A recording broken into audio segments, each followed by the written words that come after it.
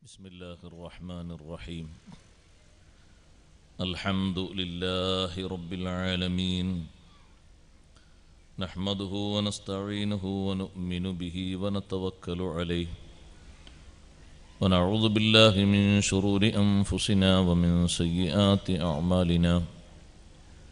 من يهده الله فلا مضل له ومن يضلل فلا هادي له. نشهد أن لا إله إلا الله وحده لا شريك له، ونشهد أن سيدنا ونبينا ومولانا محمدا صلى الله عليه وسلم عبده ورسوله. اللهم صل وسلم وبارك على رسولك سيدنا ومولانا محمد وعلى آل وأصحاب سيدنا ومولانا محمد وعلى جميع الأنبياء والمرسلين وآلهم وصحبهم والتابعين لهم بإحسان إلى يوم الدين. أما بعد، فأعوذ بالله من الشيطان الرجيم. بسم الله الرحمن الرحيم. إن الذين قالوا ربنا الله ثم استقاموا فلا خوف عليهم ولا هم يحزنون. أولئك أصحاب الجنة خالدين فيها جزاء بما كانوا يعملون. صدق الله العلي العظيم. صدق وصدق وبلغ رسوله النبي الكريم، ونحن على ما قال ربنا من الشاهدين الشاكرين، والحمد لله رب العالمين. أصلي صلاة تملأ الأرض والسماء على من له أعلى العلا متبوأوا، أقيم مقاما لم يقم فيه مرسل، وأمست له حجب الجلال توطأ إلى العرش والكرسية.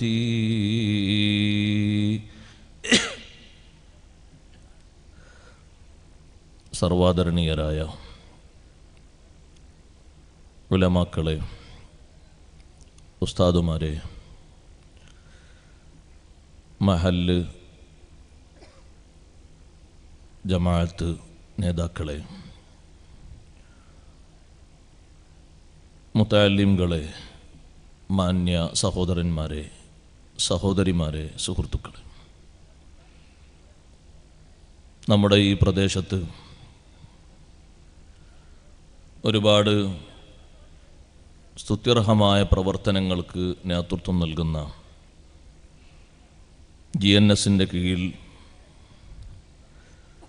സംഘടിപ്പിക്കപ്പെട്ട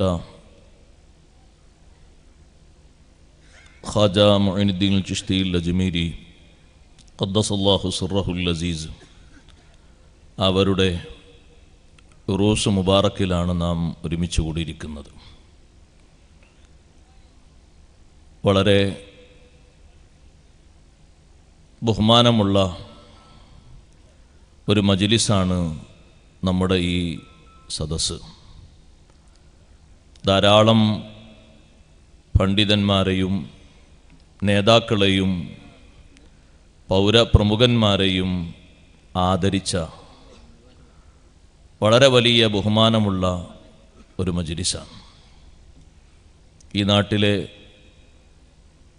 പ്രവർത്തകന്മാർ ചെയ്യുന്ന പ്രവർത്തനങ്ങളിൽ വലിയൊരു പ്രവർത്തനമാണ് നാട്ടിലെ മുഴുവൻ ആലിമീങ്ങളെയും കക്ഷിഭേദമന്യേ പ്രസ്ഥാനവും സംഘടനയും ഒന്നും മാറ്റി നിർത്താതെ എല്ലാവരും ഉലമാക്കളാണ്. ദീനിന് അവരവരെ കൊണ്ട് കഴിയുന്ന ഖിദ്മത്ത് ചെയ്യുന്നവരാണ്. ആ നിലയിൽ എല്ലാവരെയും ഒരുമിച്ച് കൂട്ടി വലിയൊരു ബഹുമാനം ഉസ്താദുമാരുടെ നേതൃത്വത്തിൽ അവർക്ക് നൽകി. ധാരാളം ഉസ്താദുമാർ അതിൽ സംബന്ധിച്ചു. എത്തിപ്പെടാൻ ആകാത്തവരും കഴിയാത്തവരുമുണ്ടാകും. ഇൻഷാ അല്ലാഹ് അവരെയും ആദരിക്കുമെന്ന് നേരത്തെ ഉസ്താദ് അവർകൾ ഭാഷണത്തിൽ പറഞ്ഞു. നമ്മുടെ ഈ സദുദ്യമം അള്ളാഹു സ്വീകരിക്കുമാറാകട്ടെ. ഖാജാ തങ്ങളുടെ നോട്ടമുള്ള, സഹായമുള്ള, അവിടുത്തെ നിയന്ത്രണമുള്ള നല്ല മജ്ലിസായി ഈ മജ്ലിസ് അള്ളാഹു സ്വീകരിക്കുമാറാകട്ടെ. അള്ളാഹു സുബ്ഹാനഹു വ തആല ഔലിയാക്കൾക്ക് വലിയ ബഹുമാനം നൽകിയിട്ടുണ്ട്. അമ്പിയാക്കൾക്ക് അള്ളാഹു നൽകിയ ബഹുമാനം അവരുടെ നുബുവത്ത് കൊണ്ടും റിസാലത്ത് കൊണ്ടും വേറിട്ട് നിൽക്കുന്നതാണ്. ആ ബഹുമാനമാണ് മനുഷ്യരിൽ ഏറ്റവും അല്ലാഹു തആല നൽകിയ ബഹുമാനം. അതിന് തൊട്ടു താഴെയായി ഔലിയാക്കൾ എന്ന് പറയുന്ന വലിയൊരു വിഭാഗം, ഒരുപക്ഷെ അമ്പിയാക്കളെക്കാളും അധികം ഔലിയാക്കൾ തന്നെയുണ്ടാകും. ഓരോ പ്രദേശങ്ങളിലും നമ്മുടെ ശ്രദ്ധയിൽ പെടുന്നവരും പെടാത്തവരുമായ ധാരാളം ഔലിയാക്കളുണ്ടാകും. ഖാജാ തങ്ങളുടെ ശിഷ്യന്മാർ തന്നെ എത്രയധികമുണ്ട്. ആ കാലഘട്ടത്തിൽ തന്നെ ലക്ഷക്കണക്കിന് ആളുകൾ ഖാജാ തങ്ങളുടെ മുന്നിൽ വന്ന് മഹാനവർകളിൽ നിന്ന് ഇൽമ് സ്വീകരിച്ച്, ദിക്ർ സ്വീകരിച്ച്, ഉപദേശം സ്വീകരിച്ച്, പ്രാർത്ഥനയും ബഹുമാനവും അതേ രൂപത്തിൽ തന്നെ അവരിൽ നിന്ന് ബറക്കത്തിൻ്റെ ഭക്ഷണം സ്വീകരിച്ച് അവരുടെ ഖൽബ്, അവരുടെ മനസ്സ് ഭൗതികമായ ചിന്തകളിൽ നിന്നെല്ലാം മാറ്റി നിർത്തി പാരത്രിക ലോകത്തേക്ക് വേണ്ടിയുള്ള കഠിനാധ്വാനവും പ്രവർത്തനവുമായി മുഴുകിയ എത്രയോ മഹാന്മാരുണ്ട്. ആ കൂട്ടത്തിൽ പ്രഗത്ഭനായ പണ്ഡിതനാണ്, വലിയാണ് ബഹുമാനപ്പെട്ട ഖുതുബുദ്ദീൻ ബഖ്തിയാറിൽ കാക്കി ദഹ്ലവി ഖദ്ദസല്ലാഹു സിർറഹുൽ അസീസ്. ഡൽഹിയിൽ അന്ത്യവിശ്രമം കൊള്ളുന്ന വലിയ മഹാനുഭാവൻ. ഖാജാ തങ്ങളുടെ മുരീദുമാരിൽ ഡൽഹിയിലും പരിസര പ്രദേശങ്ങളിലും നിയന്ത്രണം ഏൽപ്പിച്ചു കൊടുത്ത വലിയ മുരീദാണ് ബഖ്തിയാർ കാക്കി ദഹ്ലവി ഖദ്ദസല്ലാഹു സിർറഹുൽ അസീസ്. അവരൊന്നും ചെറിയ മഹാന്മാരല്ല, വലിയ ബഹുമാനമുള്ളവരാണ്. ബർക്കത്തിന് വേണ്ടി ആ ചരിത്രങ്ങളിൽ നിന്ന് ഇൻഷാ അല്ലാഹ് അല്പം നമുക്ക് കേൾക്കാം. പൂർണ്ണമായി പറയാൻ പറ്റിയ സന്ദർഭമല്ല. ഒരു നൂറ്റാണ്ട് കാലത്തെ ജീവിതമുണ്ട്. 102 വയസ്സ് അല്ലെങ്കിൽ 110 വയസ്സ്, വിവിധ റിപ്പോർട്ടുകൾ കാണാം. 100-ലധികം വയസ്സ് ജീവിച്ച മഹാനാണ് ഖാജാ തങ്ങൾ. ആ 100-ലധികം വയസ്സ് ജീവിച്ചപ്പോൾ ആ ജീവിതത്തിൽ മഹാനവർകൾ ഏറ്റവും കൂടുതൽ നടത്തിയ പ്രവർത്തനം അള്ളാഹുവിൻ്റെ ദീനിൻ്റെ പ്രചരണമാണ്. എൻ്റെ പ്രിയപ്പെട്ട സഹോദരങ്ങളോട്, സഹോദരിമാരോട് ആമുഖമായി ഞാനൊരു കാര്യം ഓർമ്മപ്പെടുത്തുന്നത്, ദീനിന് വേണ്ടിയാകണം നമ്മുടെ ജീവിതം. വിശുദ്ധ ദീനിന് വേണ്ടി ഞാൻ ജീവിക്കുന്നത്, അള്ളാഹുവിൻ്റെ ദീനിന് എന്നെക്കൊണ്ട് ഉപകാരം ലഭിക്കണം. നിങ്ങൾ ഓരോരുത്തരെ കൊണ്ടും വിശുദ്ധമായ ദീനിന് ഉപകാരം കിട്ടണം. എങ്ങനെയാണ് നമ്മളെക്കൊണ്ട് ദീനിന് ഉപകാരം കിട്ടുന്നത്? നമ്മുടെ അധ്വാനം, നമ്മുടെ പ്രവർത്തനം, നമ്മുടെ സമ്പാദ്യം, നമ്മുടെ ചെലവ്, നമ്മുടെ സമ്പർക്കം, നമ്മുടെ സൗഹാർദ്ദം എല്ലാം അള്ളാഹുവിൻ്റെ ദീനിന് ഉപകാരപ്പെടുന്ന രീതിയിലാവുക. എല്ലാ മനുഷ്യന്മാരോടും നമ്മൾ സൗഹാർദ്ദം പാലിക്കുന്നത് ദീനിന് ഗുണകരമാകണം. എല്ലാവരോടും നമ്മൾ കൂട്ടുകെട്ടുന്നത് അള്ളാഹുവിൻ്റെ ദീനിന് അതുകൊണ്ട് വലിയ സഹായം ലഭിക്കണം. നമ്മളൊരു കൂട്ടുകാരനായി സ്വീകരിക്കുന്നത് കൊണ്ട് നമ്മുടെ പക്കലുള്ള വിശുദ്ധമായ ദീനിൻ്റെ കാഴ്ചപ്പാടുകൾ അവൻ്റെ സ്വഭാവത്തിലും അവൻ്റെ രഹസ്യത്തിലും അവൻ്റെ പരസ്യത്തിലും അവൻ്റെ ജീവിതത്തിൻ്റെ മുഴുവൻ മേഖലകളിലും അവനെക്കൊണ്ടത് പിടിപ്പിക്കാൻ, അവനിൽ അത് സ്വാധീനിക്കാൻ നമ്മുടെ ജീവിതം സഹായകമാകണം. നമ്മളെ കൂടെ ഒരാൾ കൂടുമ്പോൾ അയാളെ ദീന് നശിക്കാൻ പാടില്ല. നമ്മളെ കൂടെ കൂടുമ്പോൾ അയാളെ ദീന് ഒന്നുകൂടി നന്നാകണം. അൽമർഉ അലാ ദീനി ഖലീലിഹി സയ്യിദുനാ റസൂലുള്ളാഹി സ്വല്ലല്ലാഹു അലൈഹി വസല്ലം പഠിപ്പിച്ചു, മനുഷ്യൻ അവൻ്റെ കൂട്ടുകാരൻ്റെ ദീനനുസരിച്ചാണ്. കൂട്ടുകാരൻ നല്ല ദീനുള്ള ആളാണോ, എന്നാൽ ആ മനുഷ്യന് നല്ല ദീനുണ്ടാകും. കൂട്ടുകാരൻ ദീനിൽ വളരെ സ്ട്രോങ് ഉള്ള ആളാണോ, ആശയ തീവ്രതയുള്ള ആളാണോ, ഈ കൂടെ കൂടിയ ആൾക്കും ആശയ തീവ്രതയുണ്ടാകും. നിങ്ങൾ ബാപ്പമാരിലേക്കും മക്കളിലേക്കും പരിശോധിച്ച് നോക്കൂ. ബാപ്പ നല്ല കടികട്ടിയുള്ള ഈമാനുള്ള ആളാണെങ്കിൽ മക്കളും അങ്ങനെ തന്നെ നല്ല തീവ്രതയുള്ള, കാർക്കശ്യബോധമുള്ള, ദീനിൻ്റെ ചിഹ്നങ്ങൾ ഉയർത്തിപ്പിടിക്കുന്ന, ഉലമാഇനെ ആരെയും മാറ്റി നിർത്താതെ ബഹുമാനിക്കുന്ന, സാദാത്തുക്കളെ ഖൽബ് കൊണ്ട് സ്നേഹിക്കുന്ന, മുതിർന്നവർക്ക് വലിയ ബഹുമാനം നൽകുന്ന, സമപ്രായക്കാരോടും ചെറിയവരോടും കരുണ കാണിക്കുന്ന ആ നല്ല സ്വഭാവക്കാരായിരിക്കും. ആളുകൾ മനസ്സിലാക്കും ആ ബാപ്പയുടെ അതേ മാതൃകയാണ് മക്കളിൽ. കാരണം ആ ബാപ്പ മക്കൾക്ക് പകർത്തി കൊടുത്തത് എന്താണ്? ദീനിലുള്ള ഖുവ്വത്താണ്, ദീനിലുള്ള ആ തീവ്രതയാണ്. മറ്റുള്ള ആൾക്കാരെ തോൽപ്പിക്കാനോ വെറുപ്പിക്കാനോ അല്ല, അവരെയും കൂടി സന്തോഷത്തോടുകൂടെ നമ്മുടെ കൂടെ ചേർക്കാൻ. ആ യാത്രയിൽ ദീനുമായി നമ്മൾ നടക്കുമ്പോൾ നമ്മളെ കൂടെ ചേരുന്നത് ഒരു ഹൈന്ദവ സഹോദരനാണെങ്കിൽ നമ്മുടെ ജീവിതത്തെപ്പറ്റി അയാൾക്ക് എതിർപ്പുണ്ടാകൂല, നമ്മുടെ സ്വഭാവത്തെപ്പറ്റി അയാൾക്ക് എതിർക്കാനുണ്ടാകൂല, നല്ലത് പറയാനേ ഉണ്ടാകുള്ളൂ. ഖാജാത്തങ്ങൾ കടന്നു വന്നപ്പോൾ, പരിശുദ്ധമായ ദീനുമായിട്ട് ഇന്ത്യ രാജ്യത്തേക്ക് കടന്നു വന്നപ്പോൾ എതിർപ്പുകളൊക്കെ തരണം ചെയ്തത് എങ്ങനെയാണ്? നിസ്തുലമായ സ്വഭാവ മഹിമ കൊണ്ടാണ്. അഷ്റഫുൽ ഖൽഖ് റസൂലുള്ളാഹി സ്വല്ലല്ലാഹു അലൈഹി വസല്ലം തങ്ങളുടെ പേരക്കുട്ടി, അവിടുത്തെ 13ാമത്തെ പൗത്രനായ ബഹുമാനപ്പെട്ട ഖാജാത്തങ്ങൾ തങ്ങളുട്ടിയാണല്ലോ. വിശുദ്ധ ദീനുമായി, ദീനിൻ്റെ പ്രചരണാർത്ഥം അള്ളാഹുവിൻ്റെ ഹബീബിൻ്റെ നിർദ്ദേശവുമായി ഇങ്ങോട്ട് കടന്നു വന്നു, ഇന്ത്യ രാജ്യത്തേക്ക് വന്നു. പ്രതികൂലമായ ഒരുപാട് സാഹചര്യങ്ങളുണ്ടായിരുന്നു. ആ സാഹചര്യങ്ങൾ മുഴുവനും വകഞ്ഞു മാറ്റി, ആ സാഹചര്യങ്ങൾ മുഴുവനും തൻ്റെ കാൽ കീഴിലൊതുക്കി എല്ലാ ആളുകളെയും സ്നേഹവലയം കൊണ്ട് ഖാജാത്തങ്ങൾ സമീപിച്ചു. ബഹുമാനം കൊണ്ട്, കാരുണ്യം കൊണ്ട്.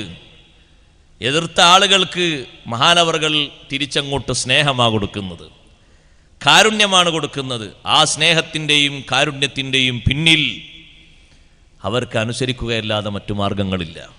അഷ്റഫുൽ ഖൽഖ് സ്വല്ലല്ലാഹു അലൈഹി വസല്ലം തങ്ങളെ എതിർക്കാൻ വേണ്ടി വന്ന ആളുകൾ, അങ്ങനെ ചെയ്യും ഇങ്ങനെ ചെയ്യും എന്നൊക്കെ പറഞ്ഞു വന്ന ആളുകൾ, ആ ഭാഷയൊക്കെ ഒരു 5 മിനിറ്റ് കഴിഞ്ഞാൽ മാറും. പിന്നെ ആ ഭാഷ മാറി, ആ രൂപം മാറി, ആ നോട്ടം മാറി, എല്ലാം മാറി. അവരെ മനസ്സിലെന്തോ ഒരു പുതിയ ഭാഷയും പുതിയ രൂപവും പുതിയ ഭാവവും. എത്ര ആളുകൾ അങ്ങനെ വന്നിരുന്നു. വിഷത്തിലൂട്ടിയ വാളുമായിട്ട് തങ്ങളടുത്തേക്ക് വന്ന ആളാണ് ഉമൈർ ബിൻ വഹബ്, തങ്ങളെ തലയെടുക്കാൻ വേണ്ടിയിട്ട്. ബദർ യുദ്ധാനന്തരം സ്വഹാബത്തൊക്കെ ളുഹ്ർ നിസ്കാരത്തിന് പള്ളിയിൽ നിൽക്കുമ്പോൾ ആദ്യമായിട്ട് ഉമൈർ ബിൻ വഹബിനെ കണ്ടത് ഉമർ ബിൻ ഖത്താബ് റളിയല്ലാഹു അൻഹുവാണ്. വിഷത്തിലൂട്ടിയ വാളുമായിട്ട് മദീന പള്ളിയുടെ പരിസരത്ത് വന്നിറങ്ങി, വാഹനത്തിൽ വന്നിറങ്ങി.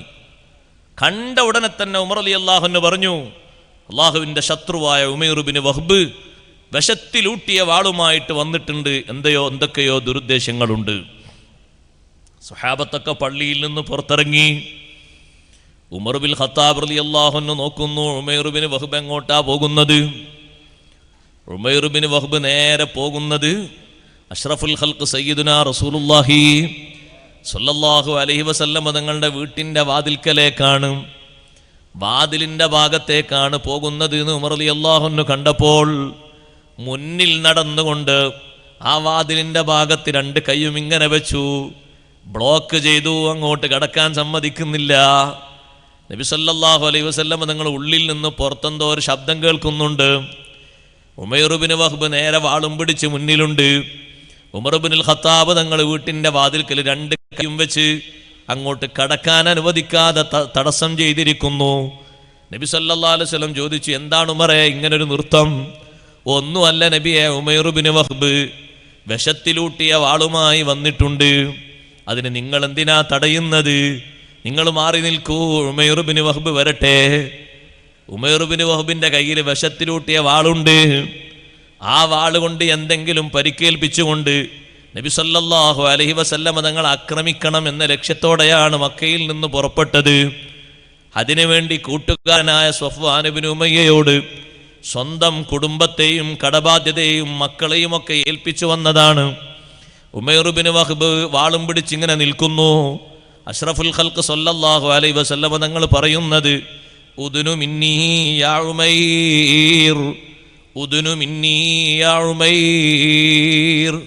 ഉമൈറെ അടുത്തേക്ക് വാ, അടുത്തേക്ക് വാ, ദൂരത്തേക്ക് പോന്നല്ല, അടുത്തേക്ക് വാ. വാളും പിടിച്ചിട്ടാണ് ഉമൈർ ബിൻ വഹ്ബ് ഉള്ളിലേക്ക് വരുന്നത്. വീട്ടിൻ്റെ ഉള്ളിലേക്കാണ് ക്ഷണിക്കുന്നത്. ഉമർ ബിൻ ഖത്താബ് റളിയല്ലാഹു അൻഹുവിൻ്റെ മനസ്സിന് സമാധാനം കിട്ടാൻ വേണ്ടി മഹാനവറുകൾ പറഞ്ഞു, പരിസരത്തുള്ള സ്വഹാബിമാരോട് നിങ്ങൾ ഇവിടെ തന്നെ നിൽക്കണം, എന്തെങ്കിലുമൊക്കെ ആ ചങ്ങാതി ചെയ്തു പറ്റിച്ചേക്കും. കയ്യിൽ വിഷത്തിലൂട്ടിയ വാളല്ലേ, ആ വാള് കൊണ്ട് ശരീരത്തിനൊന്ന് മുറിവേൽപ്പിച്ചാൽ, പെട്ടെന്ന് മുറിവിലൂടെ വിഷമൊന്ന് അകത്തേക്ക് കടന്നുപോയാൽ അതിശീഘ്രം മരണം സംഭവിച്ചു പോകും. അത്രയും ഉഗ്രം വിഷമാണ് വാളിൽ പുരട്ടിയിരിക്കുന്നത്. വാള് കണ്ടാൽ തന്നെ അത് മനസ്സിലാകും. അതുകൊണ്ട് നിങ്ങൾ ഇവിടെ നിൽക്കണം, ആരും പോകരുത് എന്ന് ഉമർ റളിയല്ലാഹു അൻഹു മനസ്സമാധാനത്തിന് വേണ്ടി പറഞ്ഞു. അള്ളാന്റെ റസൂൽ അടുത്തേക്ക് വിളിച്ചു. തൊട്ടടുത്ത് നേരെ അടുത്തെത്തിയിട്ട് ചോദിച്ചു, ഉമൈർ എന്തിനാ വന്നത്? വളരെ സരസമായ രീതിയിൽ തങ്ങൾ ചോദിക്കുന്നു, എന്തിനാ വന്നത്? വാളൊന്നും തെറിപ്പിച്ചിട്ടില്ല, വാള് താഴെ വെക്കാൻ പറഞ്ഞിട്ടില്ല. ഉമൈർ ബിൻ വഹ്ബ് പറഞ്ഞു, എൻ്റെ മകൻ ഇവിടെ തടവുകാരിലുണ്ട്, ബദറിൽ തടവിലാക്കപ്പെട്ടവരിൽ എൻ്റെ മോനുണ്ട്, എൻ്റെ മോനെ കൊണ്ടുപോകാൻ വേണ്ടി വന്നതാണ്. അല്ല ഉമൈർ, നിങ്ങൾ പറയണം എന്തിനാ വന്നത്? മനസ്സിലേക്കാണ് ചോദ്യം. എന്തിനാ വന്നത് ഉമൈറേ? എൻ്റെ മോനെ കൊണ്ടുപോകാൻ വേണ്ടി വന്നതാണ്. അതിനെന്തിനാ ഉമൈറേ വാള്? മോനെ കൊണ്ടുപോകാൻ വാഹനം മതിയല്ലോ, മോചനദ്രവ്യം കൊടുക്കാനുള്ള പണമുണ്ടെങ്കിൽ ആ പണവും കെട്ടിവെച്ചാൽ മതിയല്ലോ. വാളെന്തിനാണ് മോനെ കൊണ്ടുപോകാൻ? മോനെ കൊണ്ടുപോകാൻ വാളിൻ്റെ ആവശ്യമില്ലല്ലോ. മനസ്സ് തുറന്ന് സംസാരിക്കുന്ന ഹബീബ് റസൂലുള്ളാഹി സ്വല്ലല്ലാഹു അലൈഹി വസല്ലം തങ്ങളോട് ഉമൈർ ബിൻ വഹ്ബ് പറയുന്നു, വാളുണ്ടായിട്ട് ഇവിടെ എന്ത് ലഭിക്കാനാണ്? ഞങ്ങളെ നേതാക്കൾക്കൊക്കെ എത്ര വാളുണ്ടായിരുന്നു. അബൂജഹലും ഉത്ബക്കും ഷൈബക്കും വലീദിനൊക്കെ എത്ര വാളുണ്ടായിരുന്നു. അവരെല്ലാവരുടെയും തലതെറിച്ചു പോയില്ലേ? വാളുകൊണ്ട് എന്ത് നടക്കാനാണ്? നബി സല്ലല്ലാഹു അലൈഹി വസല്ലം വീണ്ടും ചോദിക്കുന്നു, അല്ല ഉമൈർ, നിങ്ങളൊന്ന് തുറന്നു പറയണം, എന്തിനാ വന്നത്? എൻ്റെ മോനെ കൊണ്ടുപോകാനാ വന്നത്. അഷ്റഫുൽ ഖൽഖ് സല്ലല്ലാഹു അലൈഹി വസല്ലം ഉമൈർ ബിൻ വഹ്ബിനോട് പുഞ്ചിരിച്ചുകൊണ്ട് പറയുന്നു, അല്ല ഉമൈർ, നിങ്ങൾ വന്നത് മകനെ കൊണ്ടുപോകാനല്ല. കഅബയുടെ മുറ്റത്തുള്ള തിണ്ണയിൽ കൂട്ടുകാരൻ സൊഫ്വാന്റെ കുടുംബത്തെയും കടബാധ്യതയും മക്കളെയും ഏൽപ്പിച്ച് എൻ്റെ തലയെടുക്കാൻ വേണ്ടിയല്ലേ ഉമൈറേ വന്നത്? വിഷത്തിലൂട്ടിയ വാളുമായിട്ട് വന്നത് അതിനല്ലയോ? ഒരൊറ്റ ചോദ്യം ചോദിച്ചപ്പോഴേക്ക് ഭീഷണിപ്പെടുത്തുന്നൊരു ഭാഷയില്ല, ഭീഷണിപ്പെടുത്തുന്നൊരു ശൈലിയില്ല, വിഷമിപ്പിക്കുന്ന വാചകങ്ങളില്ല. നടന്ന യാഥാർത്ഥ്യങ്ങളുടെ വിഷയങ്ങൾ മുഴുവനും എണ്ണി എണ്ണി അങ്ങ് ചോദിക്കുമ്പോ അറിയാതെ കയ്യിൽ നിന്ന് വാളങ്ങ് താഴെ വീണുപോയി. മനസ്സിന്റെ ഉള്ളിൽ തട്ടിയിട്ട് ഉമൈർ ബിൻ വഹ്ബ് പറഞ്ഞു, അശ്ഹദു അന്നക റസൂലുള്ളാഹ്, അവിടുന്ന് അള്ളാഹുവിൻ്റെ റസൂലാണെന്ന് ഞാൻ സാക്ഷ്യപ്പെടുത്തുന്നു. എൻ്റെ ഭാര്യ പോലും അറിഞ്ഞിട്ടില്ലാത്ത കാര്യം, എൻ്റെ മക്കൾ പോലും അറിഞ്ഞിട്ടില്ലാത്ത വിഷയം, എൻ്റെ കൂട്ടുകാരനോട് കാതോരം പറഞ്ഞൊരു സ്വകാര്യം നിങ്ങൾക്ക് അറിയിച്ചു തന്നത് അല്ലാഹു തന്നെയാണ്. മറ്റാർക്കും ഈ വിഷയം അറിയില്ലല്ലോ. ഞാനും എൻ്റെ കൂട്ടുകാരനും മാത്രമല്ലേ പങ്കുവച്ചത്. ഈ ഒരു വിഷയം നിങ്ങൾക്ക് അറിയിച്ചു തന്നത് അല്ലാഹുവാണ്. ആ അല്ലാഹുവിൽ ഞാൻ വിശ്വസിക്കുന്നു. അവിടുന്ന് അല്ലാഹുവിൻ്റെ റസൂലാണെന്നും ഞാൻ സമ്മതിക്കുന്നു, അംഗീകരിക്കുന്നു. എത്ര ചൂടോടെയാണ് ആള് വന്നത്. കയ്യിൽ നിന്ന് എങ്ങനെയാ വാള് താഴെ വീണുപോയത്? എങ്ങനെയാണ് ആ വാളൊക്കെ താഴെ വീണുപോയിട്ട് മനസ്സുകൊണ്ട് ഷഹാദത്ത് സത്യത്തിൻ്റെ മധുരം മന്ത്രിച്ചത് എങ്ങനെയാണ്? ഇതേ ശൈലിയിലാണ് ബഹുമാനപ്പെട്ട ഖാജാ തങ്ങൾ നമ്മുടെ നാട്ടിൽ സ്നേഹത്തോടെ ജനങ്ങളോട് വിശുദ്ധ ഇസ്ലാമിൻ്റെ ദർശനങ്ങൾ അറിയിച്ചു കൊടുത്തത്. ഒരാളെയും ഭീഷണിപ്പെടുത്തിയിട്ടില്ല, ഒരാളെയും പരിക്കേൽപ്പിച്ചിട്ടില്ല, ഒരാളെയും കട്ടപ്പെടുത്തിയിട്ടില്ല, ഒരാളെയും വിഷമിപ്പിച്ചിട്ടില്ല. എല്ലാവർക്കും സ്നേഹത്തിൻ്റെ ഭാഷ, സഹകരണത്തിൻ്റെ പ്രതികരണം, അതുപോലെ തന്നെ വല്ലാത്ത സ്നേഹത്തിൻ്റെ മധുരം അത് നൽകിക്കൊണ്ട് ബഹുമാനപ്പെട്ട ഖാജാ തങ്ങൾ ജനങ്ങളെ സ്വീകരിച്ചുകൊണ്ട് ജനങ്ങളോട് ദഅവത്ത് നടത്തിക്കൊണ്ട് അള്ളാഹുവിൻ്റെ ദീനിന് പ്രചരണം നടത്തി. ഖാജാ തങ്ങളുടെ ജീവിതത്തിൻ്റെ തുടക്കം മഹാന്മാരായ പണ്ഡിതന്മാരെ രേഖപ്പെടുത്തുന്നുണ്ട്. കുട്ടിക്കാലത്ത് 10-11 വയസ്സുണ്ടാകുമ്പോൾ ഉപ്പ മരണപ്പെട്ടു പോയി. ഉപ്പ വലിയൊരു മഹാനുഭാവനാണ്, ഒരുപാട് മഹാന്മാരുമായി ബന്ധമുള്ള മഹാനുഭാവൻ. ഖാജാ തങ്ങൾ ജനിക്കുന്നത് ഹിജറ 530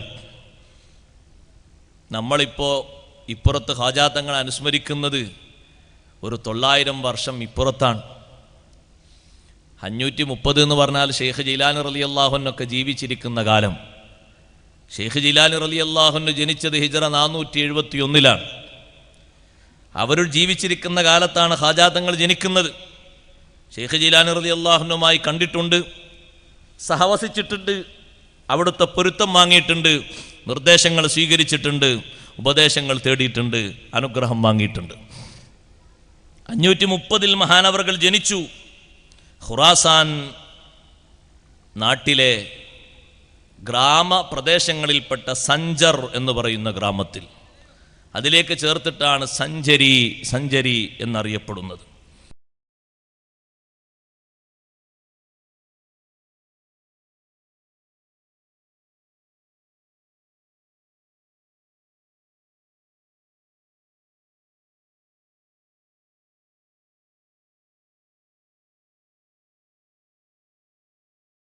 തന്നെ വിളിച്ച പേരാണ് മുഹിദ്ദീൻ.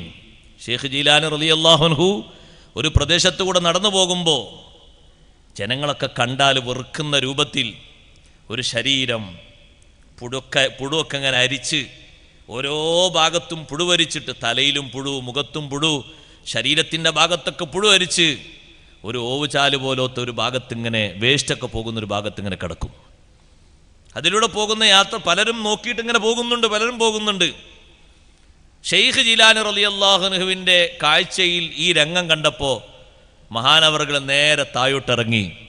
ഇതൊരു ശരീരമാണല്ലോ കിടക്കുന്നത്, പുഴുവരിച്ച് കിടക്കുന്ന ഒരു ശരീരമാണല്ലോ. എന്താ പടച്ചോനെ, ഒരു ശരീരം ഇങ്ങനെ ചുങ്കും ചുറുക്കുള്ള ശരീരമായി മാറി.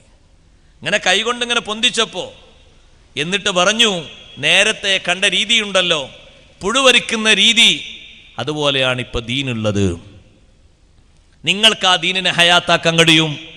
അതുകൊണ്ടാണ് നിങ്ങൾ ഇങ്ങോട്ട് ഇറങ്ങിയത്. സാഹസം സഹിക്കാൻ നിങ്ങൾക്ക് കഴിയും, കഠിനാധ്വാനം ചെയ്യാൻ കഴിയും. ഏത് പ്രതിസന്ധിയും തരണം ചെയ്തിട്ട് അള്ളാഹുവിൻ്റെ ദീനിനെ പരിഷ്കരിക്കാൻ, ഹയാത്താക്കാൻ നിങ്ങൾക്ക് കഴിയും. അന്ത മുഹിയുദ്ദീൻ, നിങ്ങൾ ദീനിൻ്റെ പരിഷ്കർത്താവാണ്. ഷെയ്ഖ് ജീലാനി റളിയല്ലാഹു അൻഹുവിനോട് അങ്ങനൊരു ഭാഷ, ആ ഒരു നിലപാട് സ്വീകരിച്ചപ്പോൾ പറഞ്ഞപ്പോൾ, ഈ പുഴുവരിക്കുന്ന ദീന് നിങ്ങൾ ഹയാത്താക്കണം. പുഴുകൊണ്ട് ഉദ്ദേശിച്ച് മനസ്സിലായോ? ജനങ്ങളെ വിശ്വാസവും കർമ്മവും ഈ രൂപത്തിലാണ്. ആൾക്കാരെ വിശ്വാസം പുഴുവരിച്ചുകൊണ്ടിരിക്കുകയാണ്, കർമ്മങ്ങളൊക്കെ പുഴുവരിച്ചുകൊണ്ടിരിക്കുകയാണ്. അള്ളാഹു സ്വീകരിക്കുന്നതിൽ നിന്ന് എത്രയോ ബഹുദൂരം അകലെയാണ്. ഇനി അത് പൂർണ്ണമായ ആരോഗ്യമുള്ള ഈമാനും അമലുമാക്കി നിങ്ങൾ മാറ്റണം. നിങ്ങൾക്കതിന് കഴിയും.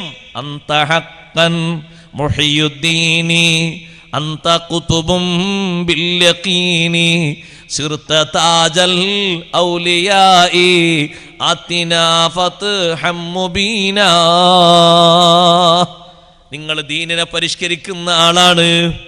ആ സംഭവത്തിന് ശേഷം ഷെയ്ഖ് ജീലാനി റളിയല്ലാഹു അൻഹു ആദ്യം നിസ്കരിക്കാൻ കയറിയ പള്ളിയിൽ അതാ ആലിമീങ്ങൾ വന്നിട്ട് പറയുന്നു, വിളിക്കുന്നു, യാ ഷെയ്ഖ് മുഹിയുദ്ദീൻ. ഷെയ്ഖ് ജീലാനി തങ്ങൾ തിരിഞ്ഞു നോക്കാണ്, വേറെ ആരെങ്കിലും ആണ് വിളിക്കുന്നത്? അല്ല, മഹാനവറുകളെ തന്നെയാണ്. എല്ലാവരും വന്ന് മുസാഫഹത്ത് ചെയ്യുന്നു, വിളിക്കുന്നു, യാ മുഹിയുദ്ദീൻ, യാ മുഹിയുദ്ദീൻ. പിന്നെ ലോകം മുഴുക്കയും അറിയപ്പെട്ടത് ആ പേര് കൊണ്ടാണ്, അല്ലേ? പള്ളിയാകട്ടെ സ്ഥാപനാകട്ടെ ഒക്കെ ആ പേര് കൊണ്ടാണ്. ഷെയ്ഖ് ജീലാനി റളിയല്ലാഹുവിൻ്റെ പേരുള്ള പള്ളി മുഹിയുദ്ദീൻ പള്ളി, അങ്ങനെയല്ലേ അറിയപ്പെടുന്നത്? മുഹിയുദ്ദീൻ പള്ളി. ശരിക്കും ഉമ്മയും അതുപോലെ തന്നെ വല്യപ്പയും മറ്റൊക്കെ വിളിച്ചു വന്ന ആ പേരിലല്ലല്ലോ അറിയപ്പെടുന്നത്. ഈ പേരാണ് ലോകം മുഴുക്കയും അറിയപ്പെട്ടത്, ദീനിനെ പരിഷ്കരിച്ച മഹാൻ. അതേ രൂപത്തിലാണ് മുഈനുദ്ദീൻ ദീനിനെ സഹായിച്ച്, അള്ളാഹുവിൻ്റെ ദീനിനെ വലിയ സഹായം ചെയ്ത മഹാനാണ് ബഹുമാനപ്പെട്ട ഖാജാ തങ്ങൾ. ആ ഖാജാ തങ്ങൾ അവരുടെ ഉപ്പ ഖിയാസുദ്ദീൻ റളിയല്ലാഹു അൻഹു ആണ്. ഖിയാസുദ്ദീൻ എന്ന് പറയുന്ന ഈ മഹാനുഭാവൻ വലിയ പണ്ഡിതനാണ്. ചെറുപ്പകാലത്ത് ഖാജാ തങ്ങൾക്ക് 10-11 വയസ്സുണ്ടാകുമ്പോൾ ഉപ്പ വഫാത്തായിപ്പോയി. ഉപ്പയിൽ നിന്ന് കിട്ടിയ അനന്തര സ്വത്തായിട്ടുള്ള തോട്ടം, അനന്തര സ്വത്തായിട്ട് കിട്ടിയ ആ തോട്ടമുണ്ട്. ആ തോട്ടത്തിൽ മഹാനവർകൾ ജോലിയെടുക്കും. അങ്ങനെ ഇൽമു പഠിച്ച് വളർന്നുകൊണ്ടിരിക്കുന്നു. നാട്ടിൽ തന്നെ മഹാനവർകൾ ജീവിച്ച് സ്വന്തം ഉപ്പയിൽ നിന്നും അതുപോലെ തന്നെ ഉപ്പയുടെ ഗുരുനാഥന്മാരിൽ നിന്നും ഇൽമിൻ്റെ പഠനം, ദർസ് കിതാബിൻ്റെ പഠനവും ഇൽമു പഠിക്കലും ആരംഭിച്ചു കഴിഞ്ഞു. അങ്ങനെ തോട്ടത്തിൽ പ്രവർത്തിച്ചു കൊണ്ടിരിക്കുന്ന ഒരു വേളയിൽ മഹാനവറുകളുടെ ആ തോട്ടത്തിലേക്ക്, കാരക്കത്തോട്ടത്തിലേക്ക് അല്ലെങ്കിൽ മുന്തിരിത്തോട്ടത്തിലേക്ക്, അത് ആ കാലഘട്ടത്തിൽ അറിയപ്പെട്ട ഒരു വലിയ മഹാൻ, ഇബ്രാഹിമുൽ ഖന്ദൂസി എന്ന് പറയുന്ന വലിയൊരു മഹാൻ തോട്ടത്തിലേക്ക് പ്രവേശിക്കുന്നു, കടന്നു വരുന്നു. ഖാജാ തങ്ങൾ ഈ മഹാനെ കണ്ടപ്പോൾ, കുട്ടിയാണ്, ചെറുപ്രായക്കാരനാണ്, പക്ഷേ നല്ല ബഹുമാനത്തോടെ സ്വീകരിച്ചിരുത്തി. എന്നിട്ട് ആ തോട്ടത്തിൽ നിന്ന് നല്ല ഒരു പഴം, നല്ല ഒരു കൊല പറിച്ചു കൊടുത്തു. അത് വളരെ തൃപ്തിയോടെ ബഹുമാനത്തോടെ ഭക്ഷിക്കുന്നു. ഇബ്രാഹിമുൽ ഖന്ദൂസി റളിയല്ലാഹു അൻഹു അത് ഭക്ഷിച്ച ശേഷം മഹാനവറുകളുടെ ഭാണ്ഡത്തിൽ നിന്ന് ഒരു പത്തിരി എടുക്കുന്നു, ഉണങ്ങിയൊരു പത്തിരി. എന്നിട്ട് ആ പത്തിരി അതാ വായിലിട്ട് ചവക്കുന്നു. എന്നിട്ട് ബഹുമാനപ്പെട്ട ശൈഖ് തങ്ങൾക്ക്, ഖാജാ തങ്ങൾക്കത് നൽകുന്നു. അത് ഭക്ഷിക്കാൻ വേണ്ടി പറയുന്നു. അത് ഭക്ഷിച്ചതോടുകൂടെ തന്നെ ഖാജാ തങ്ങളെ മനസ്സിൽ ദുനിയാവിനോടുള്ള സുഹുദ് കൂടി വരുന്നു. പഠിക്കാനുള്ള മനസ്ഥിതി വീണ്ടും വീണ്ടും അധികരിച്ചു വരുന്നു. സുബ്ഹാനല്ലാഹ്, ഞാനിവിടെ തോട്ടം പരിപാലിച്ച് നിന്നാൽ ഞാനൊരു സമ്പന്നനായി മാത്രമേ മാറുകയുള്ളൂ. എനിക്ക് സമ്പത്ത് മാത്രം പോരാ, ദീനിൻ്റെ ഇൽമു വേണം. ദീനിന് വേണ്ടി പഠിക്കണം. അള്ളാഹുവിൻ്റെ ദീന് പഠിച്ചുകൊണ്ട് ആ ദീന് ജനങ്ങൾക്ക് പ്രചരിപ്പിക്കണം. ഈ തോട്ടം എന്ത് ചെയ്തു? ആ തോട്ടം മഹാനവറുകൾ വഖഫ് ചെയ്തു, ഫുഖറാഇ മിസ്കീന്മാർക്ക് വഖഫ് ചെയ്തു. എന്നിട്ട് ഇൽമു പഠിക്കാൻ വേണ്ടി ഖുറാസാൻ നാട്ടിലേക്ക് പോയി. ആദ്യമായി ഖുർആൻ മുഴുവനും ഹിഫ്ളാക്കി. പിന്നെ ബുഖാറ നാട്ടിലേക്ക് പോയി. അവിടെ പോയിട്ട് ഹുസാമുദ്ദീനുൽ ബുഖാരി റഹ്മത്തുള്ളാഹി അലൈഹിയിൽ നിന്ന് ധാരാളം ഇൽമു പഠിച്ചു. തഫ്സീർ പഠിച്ചു, ഹദീസ് പഠിച്ചു, ഫിഖ്ഹ് പഠിച്ചു. പിന്നെ വലിയ വലിയ ആലിമീങ്ങൾ അന്വേഷിച്ച് വിവിധ പ്രദേശങ്ങളിലേക്ക് പോവുകയാണ്. ഇൽമിൻ്റെ വടിയിലായിട്ട് ഖാജാ തങ്ങൾ അങ്ങ് സഞ്ചരിക്കുകയാണ് പഠനത്തിന് വേണ്ടി. അങ്ങനെ തന്നെയല്ലേ സഹോദരന്മാരെ, ഷെയ്ഖ് ജീലാനി റളിയല്ലാഹു അൻഹുവും അവർക്കും മാർഗദർശനം കിട്ടിയല്ലോ. അതെ, പശുക്കളുടെ പിന്നാലെ ആ പശുക്കളെയും മേച്ചുകൊണ്ട് ഇങ്ങനെ പോകുന്ന സമയത്ത് കൂട്ടത്തിൽ ഒരു പശുവല്ലേ സംസാരിച്ചത്, മാ ഖുലിഖത ലിഹാദാ, നിങ്ങളെ സൃഷ്ടിക്കപ്പെട്ടത് ഞങ്ങളെ മേയ്ക്കാനല്ല, നിങ്ങളെ സൃഷ്ടിക്കപ്പെട്ടത് ജനങ്ങളെ മേയ്ക്കാനാണ്, മനുഷ്യന്മാരെയും ജിന്നുകളെയും മേയ്ക്കാനാണ്, അവരെ സംരക്ഷിക്കാനും നല്ല വഴിക്ക് നടത്താനുമാണ്. പശുവിൻ്റെ സംസാരം കേട്ട് വീട്ടിൽ വന്നു ഉമ്മയോട് പറഞ്ഞു, പശു ഇങ്ങനെ സംസാരിച്ചു എന്ന്. അതിനുശേഷം മഹാനവറുകൾ വീട്ടിൻ്റെ മുകൾ ഭാഗത്ത് കയറി നിന്നപ്പോൾ അറഫാ മൈതാനത്ത് ജനങ്ങളൊക്കെ ഒരുമിച്ച് കൂടിയ വല്ലാത്ത ഒരു രംഗം, ലക്ഷക്കണക്കിന് ആളുകൾ ഒരുമിച്ച് കൂടിയ രംഗം കണ്ടപ്പോൾ നാട് വിട്ട് ഇൽമു പഠിക്കാൻ വേണ്ടി പോകാൻ മനസ്സിലതാ മോഹമുദിക്കുന്നു. ഉമ്മയോട് സമ്മതം ചോദിക്കുന്നു. യാത്രക്കാരെ പറ്റി ഉമ്മ അന്വേഷിക്കുന്നു. 18ാമത്തെ വയസ്സിൽ ഷെയ്ഖ് ജീലാനി റളിയല്ലാഹു അൻഹുവിനെ വളരെ സന്തോഷത്തോടെ ഉപദേശങ്ങൾ നൽകിയിട്ട് അവസാനത്തെ ചുംബനവും നൽകിയിട്ട് ഉമ്മ യാത്രയാക്കുന്നു. ആ സമയത്ത് ഉമ്മ മോനോട് പറയുന്നു, മോനെ, ഇത് നമ്മുടെ അവസാനത്തെ കൂടിക്കാഴ്ചയാണ്. ഇനി നമ്മൾ കാണുന്നതൊരു പക്ഷേ ആഖിറത്തിലായിരിക്കാം. എൻ്റെ ശബ്ദം ശവിക്കുന്ന ഉമ്മമാരോട് ഞാൻ പറയട്ടെ, മക്കളെ ഇൽമു പഠിക്കാൻ വേണ്ടി വിടുന്ന സമയത്ത് സങ്കടങ്ങളുണ്ടാകും. പക്ഷേ അതിനേക്കാൾ അധികം ഒരു സന്തോഷം മനസ്സിലുണ്ട്. അള്ളാഹുവിൻ്റെ ദീന് പഠിക്കാൻ വേണ്ടിയാണ് എൻ്റെ കുട്ടിയെ ഞാൻ വിടുന്നത്. റബ്ബ് സുബ്ഹാനഹു വ തആല എനിക്ക് തന്നൊരു നിഅമത്താണ് ഈ സന്താനം. ആ സന്താനത്തിൽ ഞാൻ അള്ളാഹിനോട് കാണിക്കുന്ന ശുക്റാണ്. ദീന് പഠിക്കാൻ വേണ്ടി, ദീനിന് ഖിദ്മത്ത് എടുക്കാൻ വേണ്ടി കുട്ടിയെ പറഞ്ഞു വിടുന്നു. ഒരൊറ്റ മകനായിട്ട് പോലും ഷാഫി ഇമാം തങ്ങളെ ഉമ്മ, ഷാഫി ഇമാം തങ്ങളെ ജോലിക്ക് വിടാതെ കുടുംബക്കാര് പലരും അങ്ങനെ പറഞ്ഞു പറഞ്ഞിട്ടും പറഞ്ഞേക്കാതെ ഇൽമിന്റെ വഴിയിൽ വിട്ടു. ആ ഉമ്മ ഫാത്തിമ റളിയല്ലാഹു അൻഹ എന്ന് പറയുന്ന ഉമ്മ, അന്ന് ഷാഫി ഇമാം തങ്ങൾ അങ്ങനെ പറഞ്ഞേച്ചിട്ടില്ലെങ്കിൽ ഇന്ന് ലോകത്തിന്റെ അവസ്ഥ എന്താകും സഹോദരങ്ങളെ? ഈ രൂപത്തിലുള്ള ഇൽമും ഇൽമിന്റെ താവഴികളും ഒക്കെ നമുക്ക് ലഭിക്കുമായിരുന്നോ? ആ ഉമ്മ ചെയ്ത ഖിദ്മത്ത് അത്ര വലിയ ഖിദ്മത്താണ്. അതുപോലെ തന്നെയല്ലേ ഷെയ്ഖ് ജീലാനി തങ്ങളുടെ ഉമ്മ? ഷെയ്ഖ് ജീലാനി തങ്ങളെ ആ മേഖലയിലേക്ക് വിട്ടപ്പോ ബഗ്ദാദിൽ പോയി. പിന്നെ നീണ്ട വർഷക്കാലം 33 വർഷക്കാലം വിജ്ഞാന തപസ്യയിലായി മുന്നേറ്റം നടത്തി. അതിനുശേഷം നീണ്ട 40 വർഷക്കാലം അല്ലാഹുവിൻ്റെ ദീനിന് വേണ്ടി ഖിദ്മത്തെടുത്തപ്പോൾ ആ ഉമ്മാക്കെന്തൊരു സന്തോഷമാണ്, ഉമ്മാക്കെന്തൊരു സന്തോഷമാണ്. കുട്ടിക്കാലത്ത് ഇൽമു പഠിപ്പിച്ചു കൊടുത്ത വെല്ലിപ്പയായ അബ്ദുല്ലാഹി സോമയി തങ്ങൾക്ക് എന്തൊരു സന്തോഷമാണ്. കാരണം പേരക്കുട്ടി അള്ളാഹുവിൻ്റെ ദീനിന് വേണ്ടി പ്രചരണം നടത്തിയിട്ട് അള്ളാഹു മുഹീദ്ദീൻ എന്ന നാമം നൽകിയിട്ട് ലക്ഷക്കണക്കിന് ആളുകൾക്കല്ലേ മാർഗദർശനം നൽകിയത്, ലക്ഷക്കണക്കിന് ആളുകളുടെ ഈമാനല്ലേ രക്ഷപ്പെടുത്തിയത്, ലക്ഷക്കണക്കിന് ആളുകളെയല്ലേ അധാർമികതയിൽ നിന്ന് കൈപിടിച്ചുയർത്തിയത്. വല്ലാത്ത ഭാഗ്യം തന്നെ, ചെറിയൊരു ഭാഗ്യമൊന്നുമല്ല. അവരുടെ പിൻതലമുറക്കാരായ മുരീദുമാർ ഇന്നും ലോകത്തിന്റെ വിവിധ ഭാഗങ്ങളിൽ ഖാദിരി ത്വരീഖത്തുമായിട്ട് അതിൻ്റെ നിർദ്ദേശങ്ങളും അതിൻ്റെ റാത്തീബുകളുമായിട്ട് ഇന്നും അവരുടെ മാർഗങ്ങൾ ഹയാത്താക്കിക്കൊണ്ടിരിക്കുന്നു. എത്ര വലിയ ബഹുമാനമാണ്! ബഹുമാനപ്പെട്ട ഖാജാത്തങ്ങൾ വിവിധ നാടുകളിലേക്ക് ഇൽമു പഠിക്കാൻ വേണ്ടി പോകാൻ. ആ കൂട്ടത്തിൽ ഖാജാത്തങ്ങളോട് പലരും പറഞ്ഞു, നിങ്ങൾ ഉസ്മാനുൽ ഹാറൂനി തങ്ങളെ പോയി കാണണം. അപ്പോൾ ഖാജാത്തങ്ങൾ ചോദിച്ചു, ഉസ്മാനുൽ ഹാറൂനി തങ്ങൾ എങ്ങനെയാണ്? ഉസ്താദ്മാരോട് ചോദിച്ചു. ഉസ്മാനുൽ ഹാറൂനി തങ്ങൾ ലാഹിറും ബാത്തിനും 2 ഇൽമും ഹാസിലാക്കിയ മഹാനാണ്. ഇൽമുൽ ലാഹിരിയ വൽ ബാത്തിനിയ, 2 ഇൽമും, ലാഹിരിയ ഇൽമും ബാത്തിനിയ ഇൽമും. ലാഹിരിയ ഇൽമു കൊണ്ട് ഉദ്ദേശിക്കുന്നത് ശരീഅത്ത്, ബാത്തിനിയ ഇൽമു കൊണ്ട് ഉദ്ദേശിക്കുന്നത് ത്വരീഖത്തും ഹഖീഖത്തും. എല്ലാ മേഖലകളും അറിവുള്ള മഹാനാണ്, നിങ്ങൾ അവരെ പോയി കാണണം. ഖജാത്തങ്ങൾക്ക് വലിയ സന്തോഷമായി. ഉസ്മാനുൽ ഹാറൂനി തങ്ങളെ പോയി കാണാൻ വേണ്ടി പോയി. കണ്ട ഉടനെ തന്നെ ഉസ്മാനുൽ ഹാറൂനി തങ്ങളെ സ്വീകരിച്ചു. അരുമ ശിഷ്യനായ ഖാജാ തങ്ങളെ സ്വീകരിക്കുന്നു. ഇതെല്ലാം ബഹുമാനപ്പെട്ട ഖാജാ തങ്ങൾക്ക് വലിയ നിർദ്ദേശം കിട്ടിയതാണ്. നീണ്ട കാലം ഉസ്മാനുൽ ഹാറൂനി തങ്ങളെ കീഴിൽ സുബ്ഹാനല്ലാഹ് 20 വർഷക്കാലം ഇൽമിന്റെ മേഖലയിൽ ചെലവഴിച്ചു. ഓരോ വർഷവും ഖാജാ തങ്ങൾക്ക് വരുന്ന സ്ഥാനമാനങ്ങൾ, ബഹുമാനങ്ങൾ ചെറുതല്ല. ഉസ്മാനുൽ ഹാറൂനി തങ്ങൾ ശിഷ്യനായി സ്വീകരിച്ച ശേഷം ഖാജാ തങ്ങളുടെ പ്രവർത്തനങ്ങളൊക്കെ മാറുകയാണ്. ആദ്യഘട്ടത്തിൽ തന്നെ ഉസ്താദിനെ നോക്കുന്നു. ഉസ്താദിന്റെ സുഹൃദ്, ഉസ്താദ് ജീവിതത്തിൽ വളരെ പരിത്യാഗം അനുഭവിക്കുന്ന മഹാനാണ്. ഖാജാ തങ്ങൾക്കത് ഇഷ്ടപ്പെട്ടു.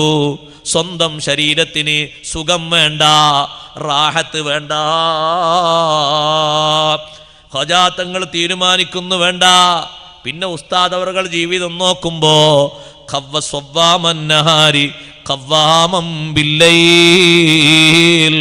രാത്രി സമയം കൂടുതൽ നിസ്കരിക്കുന്ന പതിവാണ് ഉസ്മാനുൽ ഹാറൂനി തങ്ങൾക്കുള്ളത്.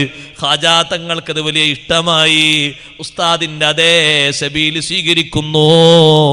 70 വർഷക്കാലം ഖാജാ മുഈനുദ്ദീൻ ചിശ്തിയിൽ അജ്മീരി തങ്ങൾ പകല് നോമ്പും രാത്രി നിസ്കാരവുമാണ്. ചെറിയൊരു ഇബാദത്തല്ല, അവരുടെ ബർക്കത്ത് കൊണ്ട് അല്ലാഹു നമ്മളെ വിജയിപ്പിക്കട്ടെ. എന്തൊരു ഇബാദത്താ നോക്ക് നിങ്ങൾ. ഉസ്താദ് എങ്ങനെ കണ്ട പൂർവികരിൽ നിന്ന് കിട്ടിയ പാരമ്പര്യമാണത്. ഷെയ്ഖ് ജിലാനി റളിയല്ലാഹു അൻഹു, അവരുടെ മുൻഗാമികളായ ബഹുമാനപ്പെട്ട ഇമാമുൽ ആലം അബൂ ഹനീഫ റളിയല്ലാഹു അൻഹു, അബൂ ഹനീഫ തങ്ങൾ അങ്ങനെയാണ് 40 കൊല്ലം ഇശാ നിസ്കരിച്ച അതേ വുളൂ കൊണ്ടാണ് സുബ്ഹി നിസ്കരിച്ചത്. രാത്രി മുഴുവനും ഇബാദത്താണ്. ആ ഇബാദത്തിന് വേണ്ടി ബഹുമാനപ്പെട്ടവർ അബൂ ഹനീഫ റളിയല്ലാഹു അൻഹു നിൽക്കുന്ന നൃത്തമൊക്കെ അയൽവാസികൾക്ക് വരെ വല്ലാത്തൊരു ആനന്ദമാണ്. അബൂ ഹനീഫ് ഇമാം റളിയല്ലാഹു അൻഹു വഫാത്തായപ്പോൾ അയൽപക്കത്തെ ഒരു കുട്ടി ഉമ്മാനോട് ചോദിച്ചു, ഉമ്മ ഇന്നലെ രാത്രിയും കഴിഞ്ഞ ദിവസങ്ങളൊക്കെ ആ വീടിൻ്റെ മേലെ ഒരു തൂണിങ്ങനെ കാണലുണ്ടല്ലോ. ഇതെന്താ തൂണ് കാണാത്തത്? ഉമ്മ പറഞ്ഞു, മോളെ അത് തൂണല്ല. അതൊരു തൂണായിട്ട് തോന്നിയോ? അത് അബൂ ഹനീഫ റളിയല്ലാഹു അൻഹു രാത്രി നിന്ന് നിസ്കരിച്ച നിർത്തായിരുന്നു അത്. മോൾക്ക് ഇപ്പുറത്ത് നോക്കിയിട്ട് ഒരു തൂണായിട്ടാണ് തോന്നിയത്. ഇമാമുൽ ആദം തങ്ങൾ ഇങ്ങനെ നിന്ന് നിസ്കരിക്കായിരുന്നു സുബഹി വരെ. ഇന്നാ തൂണ് കാണാത്തത്. മഹാനവറുകൾ ഇന്നലെ വഫാത്തായി പോയി. കുട്ടികൾ നോക്കിയിട്ട് കാണാണത് തൂണിങ്ങനെ നിൽക്കുന്നത്. ഒരു നൃത്തം ഇങ്ങനെ നിൽക്കല്ലേ, നീണ്ട നേരം ഓതിയിട്ട് ഓതുന്നതൊക്കെ ആവർത്തിച്ചിട്ട്. എത്രയാണ് അവർ ഖുർആനിൻ്റെ തഫ്സീർ അവരെ മനസ്സിൽ ഒരായത്ത് ഇങ്ങനെ ഓതിയിട്ട് ആ ഒരായത്തിൻ്റെ തഫ്സീർ 1 മണിക്കൂറോ 2 മണിക്കൂറോ 10 മണിക്കൂറോ ചിന്തിച്ചാലും തീരാത്ത അത്രയും ഇൽമാണ്. അപ്പം ഇങ്ങനെ ആവർത്തിക്കുമ്പോൾ നിൽക്കുന്നതും സമയം പോകുന്നു ഒന്നും അറിയുന്നില്ല. കുറഞ്ഞ സമയമായിട്ടേ അവർക്ക് അനുഭവപ്പെടുന്നുള്ളൂ. അതവർക്കൊരു ത്രില്ലായി മാറിയതാണ്, ഒരു സുഖമായി മാറി. ഇബാദത്തിൻ്റെ ഒരു അഭിരുചി കിട്ടിയപ്പോൾ എത്ര നേരം നിന്നാലും കുറച്ചായിട്ടല്ലേ തോന്നുള്ളൂ. അതങ്ങനെ ഒരു സുഖം അനുഭവിച്ചു കഴിഞ്ഞാൽ അങ്ങനെയാണ്. ഇപ്പം ദിക്റിലൊക്കെ ഒരു സുഖം കിട്ടിയ ആൾക്ക് എത്ര ദിക്റില്ലാലും ആയിട്ടില്ല എന്നേ തോന്നുള്ളൂ. അങ്ങനെയാണ്. ദിക്റിൽ ഒരു സുഖം അനുഭവിക്കുന്ന ഒരാളാണ് മനസ്സുകൊണ്ട്. സ്വലാത്തിൽ ഒരു സുഖം അനുഭവിക്കുന്ന ആളാണ്. ഖുർആനത്തിൽ ഒരു സുഖം അനുഭവിക്കുന്ന ആളാണെങ്കിൽ എത്ര ഓതിയാലും ചൊല്ലിയാലും പാടിയാലൊക്കെ അയാളെ മനസ്സിന് എന്തേ തോന്നുള്ളൂ? കുറച്ചായിട്ടുള്ളൂ എന്ന് തോന്നുള്ളൂ. അത് ഒരു സുഖം, ഒരു ലദ്ദത്ത് അള്ളാഹു നമുക്ക് നൽകുമാറാകട്ടെ. ജീവിതത്തിൽ അള്ളാഹു നമുക്ക് ഏറ്റിത്തരുമാറാകട്ടെ. അത് വലിയൊരു സന്തോഷമാണ്. ദിക്റ് ചൊല്ലുമ്പോൾ മനസ്സൊന്ന് ഉണർന്ന് ചെല്ലുക, ഖുർആൻ ഓതുമ്പോൾ മനസ്സൊന്ന് ഉണർന്ന് ഖുർആൻ ഓതുക, സ്വലാത്ത് ചൊല്ലുമ്പോൾ മനസ്സിനൊരു കുളിർമ ഉണ്ടാകുക, ഒരു സന്തോഷം ഉണ്ടാകുക, എത്രയും ചൊല്ലാൻ തോന്നുക. അത് വലിയൊരു ഭാഗ്യമാണ്. ചില ഉമ്മമാരോ കണ്ടില്ലേ നിങ്ങൾ? ചില ഉമ്മാമ്മമാരൊക്കെ സ്വലാത്ത് അങ്ങനെ ചൊല്ലും. നമ്മൾ കരുതി എത്രയാണ് ഇവർ ചൊല്ലുന്നതെന്ന്. അവരോട് ചോദിച്ചാൽ അവർ പറയും കുറച്ചായിട്ടുള്ളൂ. നമ്മളിപ്പുറത്തുനിന്ന് കണക്ക് കൂട്ടുമ്പോൾ ഒരു പക്ഷേ 300, 400, 500 ഒക്കെ കഴിഞ്ഞിട്ടുണ്ടാവും. പക്ഷെ അവരോട് ചോദിക്കുമ്പോൾ അവർ പറയും കുറച്ച് ചൊല്ലിയിട്ടുള്ളൂ, ഒരു 50, 100 ഇത്രയധികം ചൊല്ലിയിട്ടോ. പക്ഷെ അവരുടെ അനുഭവം അങ്ങനെയാണ്. അതവരെ മനസ്സിൽ അവർക്ക് ലഭിക്കുന്നൊരു സുഖമാണ്. അള്ളാഹു ഇബാദത്തിൻ്റെ ലദ്ദത്ത് നമുക്കെല്ലാവർക്കും നൽകുമാറാകട്ടെ. നമുക്കൊന്നത് കിട്ടിയില്ലല്ലോ, നമ്മൾ സാധുക്കളല്ലേ, പാവങ്ങളല്ലേ, അള്ളാഹു നമുക്ക് നൽകുമാറാകട്ടെ. മഹാന്മാരൊക്കെ ഒരു നിസ്കാരം, അവരൊക്കെ ഒരു ഓത്ത്, അവരൊക്കെ ഒരു ഇബാദത്ത്, അത് പറയുമ്പോഴേക്കന്നെ നമുക്കൊരു പേടിയാണ്. പഠിച്ചവനെ നമ്മളിത് പറഞ്ഞുകൊണ്ടൊരു ബർക്കത്തെടുക്കുകയാണ്. അല്ല, നമ്മളതിൻ്റെ തഹത്തിലായിട്ടില്ല, നമ്മളതിൻ്റെ മേൽവിലാസത്തിലോ അതിൻ്റെ കീലോ ആയിട്ടില്ല. പറഞ്ഞിട്ട് ആ ഒരു ബർക്കത്തുകൊണ്ട് അള്ളാഹു നമുക്ക് നന്മയേറ്റി തരുമാറാകട്ടെ. ഖജാ തങ്ങൾ ആ ഉസ്താദിൻ്റെ ജീവിതം കണ്ടിട്ട് അങ്ങനെ അങ്ങോട്ട് പകർത്തി നോമ്പും നിസ്കാരമൊക്കെ. അങ്ങനെ ഉസ്താദ് ഭക്ഷണം കഴിക്കുന്നത് നോക്കുമ്പോൾ എപ്പോഴെങ്കിലൊക്കെ ഒരു പത്തിരി, ഒരു ഉണക്കപ്പത്തിരി കഴിക്കും. അതേ ശീലം ഖജാ തങ്ങളും. ഉസ്മാനുൽ ഹാറൂനി തങ്ങൾ അങ്ങനെ അങ്ങോട്ട് പകർത്തി. ഖുർആനിൻ്റെ ഖത്മ് വളരെ കൂടുതലാണ് ബഹുമാനപ്പെട്ട ഉസ്മാനുൽ ഹാറൂനി തങ്ങൾക്ക്. ഒരു ദിവസം 2 പ്രാവശ്യം ഖുർആന് ഖത്മ് തീർക്കുന്നു. അതേ പാരമ്പര്യം മഹാനവറുകളും അതാ സ്വീകരിക്കുന്നു. ഖജാ തങ്ങൾ ഉസ്മാനുൽ ഹാറൂനി തങ്ങളെ കൂടെ ഇങ്ങനെ ജീവിതം നയിച്ചിട്ട് ഓരോ സ്റ്റേജ് ഇങ്ങനെ മുന്നോട്ട് പോകുമ്പോൾ ഒരിക്കൽ ഉസ്മാനുൽ ഹാറൂനി തങ്ങൾ ഖജാ തങ്ങളെ വിളിച്ചിട്ട് പറഞ്ഞു, നിങ്ങളൊന്ന് ഉളു പുതുക്കണം. ഉളു എടുക്കണം എന്നല്ല, ഉളു പുതുക്കണം. ഖജാ തങ്ങൾ ദായിമുൽ ഉളു ആണ്, നിത്യവും ഉളുവോടുകൂടെ ജീവിച്ച മഹാനാണ്. ഒരു ടൈമും ഉളുവിൽ നിന്ന് ഒടിവല്ല. ഉളു ഒന്ന് പുതുക്കി വരണം, എന്നിട്ട് 2 റക്അത്ത് നിസ്കരിക്കണം. ഉസ്താദിന്റെ നിർദ്ദേശമാണ്. 1-ാമത്തെ റക്അത്തിൽ സൂറത്തുൽ ഫാത്തിഹ 1 പ്രാവശ്യം ഓതണം. ഇഖ്ലാസ് സൂറത്ത് 1000 പ്രാവശ്യം ഓതണം. 2-ാമത്തെ റക്അത്തിൽ ഫാത്തിഹ ഓതണം 1000 പ്രാവശ്യം. 1 പ്രാവശ്യം ഇഖ്ലാസ് സൂറത്ത് ഓതണം. സുബ്ഹാനല്ലാഹ്. അങ്ങനെ നിസ്കരിച്ചു. നിസ്കാരം കഴിഞ്ഞപ്പോൾ പറഞ്ഞു, അഷ്റഫുൽ ഖൽഖ് റസൂലുള്ളാഹി സ്വല്ലല്ലാഹു അലൈഹി വസല്ലം തങ്ങളുടെ മേൽ സ്വലാത്ത് ചൊല്ലണം 101 പ്രാവശ്യം. 101 പ്രാവശ്യം സ്വലാത്തും ചൊല്ലി. പിന്നീട് ഉസ്മാൻ തങ്ങൾ പറഞ്ഞു, നിങ്ങളുടെ ഈ ദിക്ർ കൊണ്ടും സ്വലാത്ത് കൊണ്ടും വലിയൊരു സ്ഥാനത്തേക്ക് നിങ്ങൾ ഉയർന്നിട്ടുണ്ട്, അടുത്തേക്ക് വരൂ എന്ന് പറഞ്ഞിട്ടത് ആ സ്ഥാനവസ്ത്രം കൊടുക്കുന്നു. സ്ഥാനവസ്ത്രം കൊടുത്ത ശേഷം ഖജാ തങ്ങളോട് പറയുന്നു, ഒരു രാത്രി മുഴുവനായി നിങ്ങൾ റിയാദക്കിരിക്കണം, ഖൽവത്തിലിരിക്കണം, വേറെ ഒരു ചിന്തയും വരാതെ, ഉളു ഒന്നും മുറിയാതെ, ഭൗതിക താല്പര്യങ്ങളൊന്നുമില്ലാതെ നിങ്ങൾ ഇഖ്ലാസ് സൂറത്ത് 1000 പ്രാവശ്യം ഓതണം. രാത്രിയിലും പകലുമായി റിയാദക്കിരിക്കുകയാണ്. നിർബന്ധ നിസ്കാരങ്ങളും സുന്നത്ത് നിസ്കാരങ്ങളൊക്കെ നിർവഹിക്കും. അതിൻ്റെ ടൈം ആകുമ്പോൾ ആരോടും സംസാരിക്കാനില്ല, ഭക്ഷണം കഴിക്കാനില്ല. നോമ്പ് നോറ്റതല്ലേ, നോമ്പൊന്ന് തുറക്കും. അത്താഴത്തിൻ്റെ സമയത്തൊരു ചെറിയ ഭക്ഷണം കഴിക്കും സുന്നത്തിന് വേണ്ടി. പിന്നെ രാത്രി എന്താ പണി? ഇഖ്ലാസ് സൂറത്ത് ഓതുകയാണ്. ഉസ്താദിന്റെ നിർദ്ദേശപ്രകാരം 1000 പ്രാവശ്യം ഇഖ്ലാസ് സൂറത്ത് കഴിഞ്ഞപ്പോൾ ഉസ്മാനുൽ ഹാറൂനി തങ്ങൾ വന്നിട്ട് പറഞ്ഞു, ഒന്ന് മുകളിലേക്കൊന്ന് തല ഉയർത്തി നോക്കണം, എന്നിട്ടൊന്ന് കണ്ണു തുറന്നൊന്ന് നോക്കണം.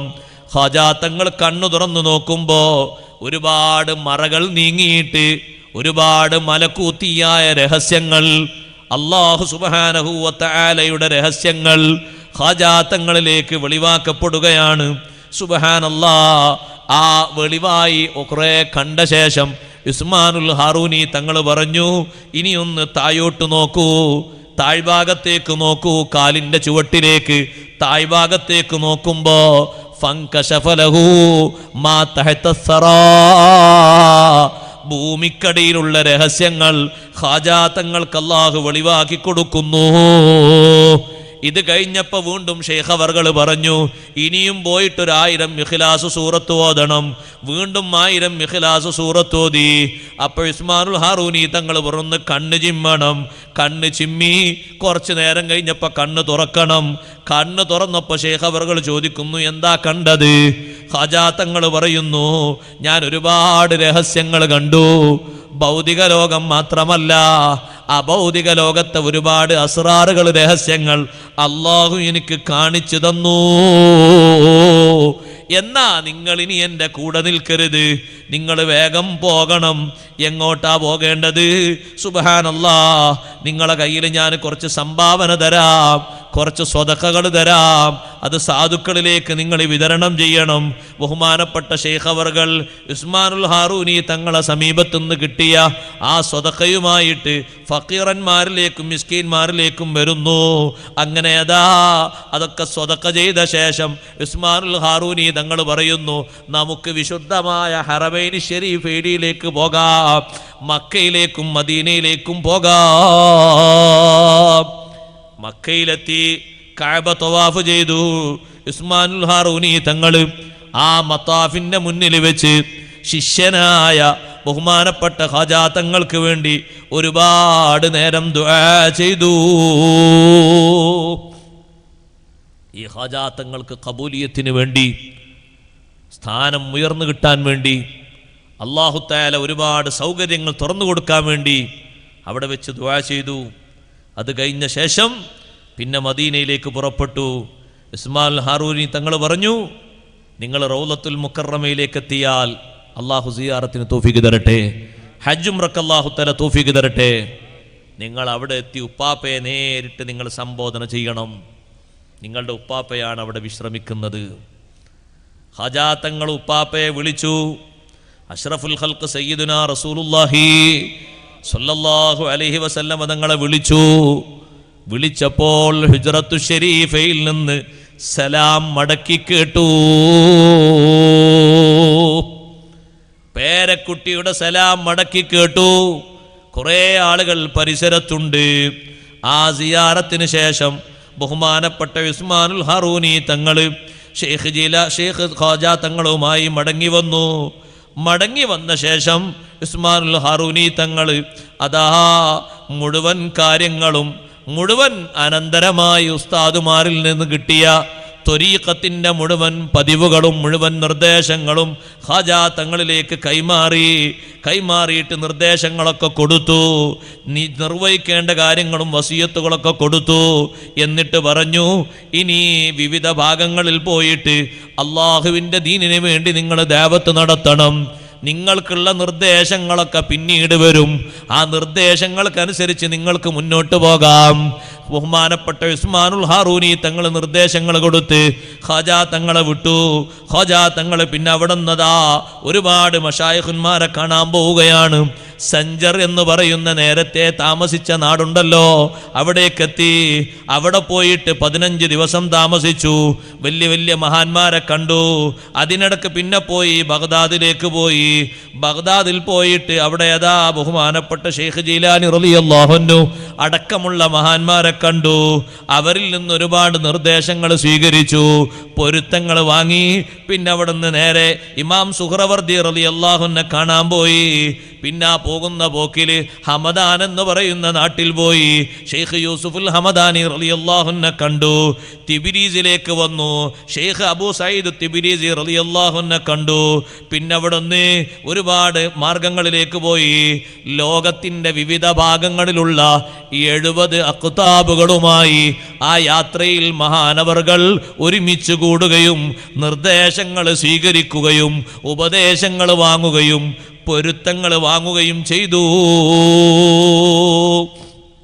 അവസാനമായി ബഹുമാനപ്പെട്ട ഷെയ്ഖ് അബൂ യസീദുൽ ബിസ്താമി റളിയല്ലാഹു അൻഹുവിനെ കാണാൻ വേണ്ടി വന്നു. അബൂ യസീദുൽ ബിസ്താമിൻ്റെ കൂടെ 2 വർഷം താമസിച്ചു. 2 വർഷം താമസിച്ചു. പിന്നെ അവിടെ നിന്ന് ഉസ്തുറാബാദിലേക്ക് പോയി. അവിടെയുള്ള വലിയൊരു മഹാന്റെ കൂടെ താമസിച്ചു. പിന്നെ അതാ ഷെയ്ഖ് ഖാജാ തങ്ങൾ പല ഭാഗങ്ങളിലേക്കും അങ്ങനെ യാത്രയായി. ബൽഖ് നാട്ടിലെത്തി. ബൽഖ് നാട്ടിലും വലിയ വലിയ മഹാന്മാരുണ്ട്, അവിടെയും താമസിച്ചു. അവിടെ നിന്നതാ അവരുടെ നിർദ്ദേശങ്ങളൊക്കെ സ്വീകരിച്ചു. കുറേ മഹാന്മാരുമായി കണ്ടു. ഈ രംഗങ്ങളൊക്കെ പൂർത്തിയാക്കിയപ്പോ അഷ്റഫുൽ ഖൽഖ് മുഹമ്മദുർ റസൂലുള്ളാഹി സ്വല്ലല്ലാഹു അലൈഹി വസല്ലം തങ്ങൾ ഖാജാ തങ്ങളെ വിളിക്കുന്നു. 70 അഖ്താബുകളുമായുള്ള സംഗമങ്ങളൊക്കെ കഴിഞ്ഞ ശേഷം നബി സല്ലല്ലാഹു അലൈഹി വസല്ലം തങ്ങൾ വിളിച്ചുകൊണ്ട് ഖാജാ തങ്ങളെ വിളിച്ചപ്പോൾ നാട്ടിൽ നിന്ന് നേരെ ഖാജാ തങ്ങൾ മദീനയിലേക്ക് പുറപ്പെട്ടു. അങ്ങനെ അതാ മക്കയിൽ പോയി. അവിടെ നിന്ന് കുറച്ച് ദിവസം താമസിച്ച് വീണ്ടും പോയി മദീനയിലേക്ക് പോയി. മദീനയിലെത്തിയപ്പോൾ നബി സല്ലല്ലാഹു അലൈഹി വസല്ലം തങ്ങളുടെ നിർദ്ദേശമാണ്, നിങ്ങൾ ഇന്ത്യയിലേക്ക് പോകണം. ഇന്ത്യ കാണിച്ചു കൊടുക്കുകയാണ്, ഇന്ത്യയിലെ അജ്മീർ കാണിച്ചു കൊടുക്കുകയാണ്. എന്നിട്ട് അഷ്റഫുൽ ഖൽഖ് സല്ലല്ലാഹു അലൈഹി വസല്ലം തങ്ങൾ പറഞ്ഞു, ദാക മസ്കനുക വമദ്ഫനുക, നിങ്ങളെ താമസ സ്ഥലം അജ്മീറാണ്, നിങ്ങൾക്ക് അന്ത്യവിശ്രമം കൊള്ളാനുള്ള സ്ഥലവും അജ്മീറാണ്. നിങ്ങളുടെ നാട്ടിൽ നിന്ന് ഇവിടെ നിന്ന് നേരെ പോകണം ഇന്ത്യയിലേക്ക്. ഇന്ത്യയുടെ ഭാഗങ്ങളൊക്കെ കാണിച്ചു കൊടുത്തു. സഹോദരന്മാരെ, ഷെയ്ഖ് റളിയല്ലാഹു അൻഹു ഇന്ത്യയിലേക്ക് പുറപ്പെടുന്നു. ഡമസ്കസ് വഴി മഹാനവറുകൾ വിവിധ പ്രദേശങ്ങളിലൂടെ, അതെ നമ്മുടെ പഴയകാലത്തെ ലാഹോർ വഴി ഇന്ത്യയിലേക്ക് ഡൽഹിയിലേക്ക് മഹാനവറുകൾ എത്തിച്ചേരുകയാണ്. ലാഹോറിലെത്തിയപ്പോൾ അവിടെ ബഹുമാനപ്പെട്ട ഷെയ്ഖ് ഹജൂരി റളിയല്ലാഹു അൻഹു ഉണ്ട്. അവർ വഫാത്തായ ഉടനെയാണ് ഷെയ്ഖ് അവർകൾ അവിടെ എത്തുന്നത്, ഖാജാ തങ്ങൾ എത്തുന്നത്. അവിടെ കുറച്ച് ദിവസം താമസിച്ചു. പിന്നെ അവിടെ നിന്ന് പുറപ്പെട്ടു. പുറപ്പെടുന്നതിൻ്റെ കുറച്ച് മുമ്പായി അജ്മീർ ഇന്ന് പറയുന്ന ഡൽഹിയൊക്കെ അടക്കം ഭരിച്ചുകൊണ്ടിരിക്കുന്ന അന്നത്തെ ഭരണാധികാരിയായ പൃഥ്വിരാജ് എന്ന് പറയുന്ന ഭരണാധികാരിയോട് ആ ഭരണത്തിൻ്റെ കീഴിലുള്ള രാജാവിൻ്റെ കീഴിലുള്ള കുറേ ജ്യോത്സ്യന്മാർ വന്നിട്ട് പറഞ്ഞു, ഈ നാട്ടിലേക്ക് ഒരു ഫക്കീർ വരുന്നുണ്ട്. ആ ഫക്കീറിൻ്റെ രൂപവും ഭാവവും ഒക്കെ വിശദീകരിച്ചു കൊടുത്തിട്ട് പറഞ്ഞു, ആ ഫക്കീർ വരുമ്പോൾ നിങ്ങൾ നല്ലോണം സൂക്ഷിക്കണം. നിങ്ങളുടെ ഭരണം ഒരു പക്ഷേ അതോടുകൂടെ അസ്തമിക്കും, നിങ്ങളുടെ അധികാരങ്ങളൊക്കെ പോകും, നിങ്ങളുടെ സ്വാധീനം നഷ്ടപ്പെടും, നിങ്ങൾക്ക് ഏറ്റുമുട്ടിയിട്ട് ജയിക്കാൻ പറ്റുമെന്ന് തോന്നുന്നില്ല. പുറത്തുനിന്ന് വിദേശ നാട്ടിൽ നിന്ന് ഇങ്ങോട്ട് വരികയാണ്. അപ്പോൾ ഭരണാധികാരി നാടിൻ്റെ വിവിധ ഭാഗങ്ങളിൽ രഹസ്യമായി നിരീക്ഷണ സേനയെ വിന്യസിച്ചു, കാര്യങ്ങൾ അന്വേഷിച്ചറിയാനും മറ്റുമൊക്കെ. പക്ഷെ അള്ളാഹുവിൻ്റെ തീരുമാനം നടക്കുമല്ലോ, അതങ്ങനെയല്ലേ? അങ്ങനെയാണ്. എത്ര ആയിരം ആൾക്കാരെ കൊന്നു ഫിർഔന് മൂസാ നബി അലൈഹി സ്വലാം ജനിക്കുന്നത് പേടിച്ചുകൊണ്ട്. പക്ഷെ ആ മൂസാ നബി അലൈഹി സ്വലാമിനെ 30 വർഷക്കാലം അള്ളാഹു താല വളർത്തിയത് ഫിർഔൻ്റെ കൊട്ടാരത്തിലല്ലേ? അള്ളാഹുവിൻ്റെ തീരുമാനം അങ്ങനെയല്ലേ? തീരുമാനം എങ്ങനെയാണ്? അതിന് മറികടക്കാൻ കഴിയില്ലല്ലോ. അങ്ങനെയല്ലേ അള്ളാഹ്? അവിടെയല്ലേ വളർന്നത്, അവിടെയല്ലേ മഹാനവറുകൾ ബഹുമാനപ്പെട്ട കലീമുല്ലാഹി മൂസ അലൈഹി സ്വലാം വളരെ സന്തോഷപൂർവ്വം താമസിച്ചത് 30 വർഷക്കാലം. അത് ചെറിയൊരു കഥാവൊന്നുമല്ലല്ലോ. ഇബ്രാഹിം നബി അലൈഹി സ്വലാമിനെയും വധിക്കാനുള്ള തീരുമാനം ഉണ്ടായിരുന്നു.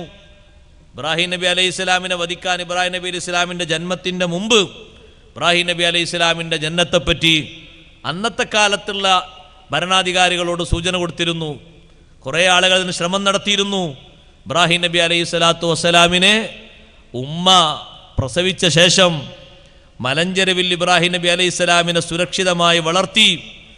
അവിടേക്കാരെയും നോട്ടവും മറ്റും ഒന്നും എത്താതെ ഇബ്രാഹിം നബി അലൈഹി സ്വലാം വളർന്നു, വികസിച്ച് വലുതായി. ആർക്കും ഒന്നും ചെയ്യാൻ പറ്റിയില്ല. പിന്നെയും തടുത്തു നിർത്താഞ്ഞിട്ടല്ലേ നുമ്രൂദ് ഇബ്രാഹിം നബി അലൈഹി സ്വലാമിനെ അഗ്നികുണ്ഡത്തിലേക്ക് എറിഞ്ഞത്. ആ ഒരു പരീക്ഷണത്തിൽ നുമ്രൂദ് തോറ്റു എന്നല്ലാതെ കാര്യമായിട്ട് വിജയമൊന്നും ഉണ്ടായില്ലല്ലോ. ഇബ്രാഹിം നബി അലൈഹി സ്വലാമല്ലേ ജയിച്ചത്. അതുകൊണ്ടല്ല നുമ്രൂദിൻ്റെ മകൾ ഇബ്രാഹിം നബി അലൈഹി സ്വലാം വരുന്നത് കണ്ടപ്പോൾ ഷാഹത്തിലും വലിയത്.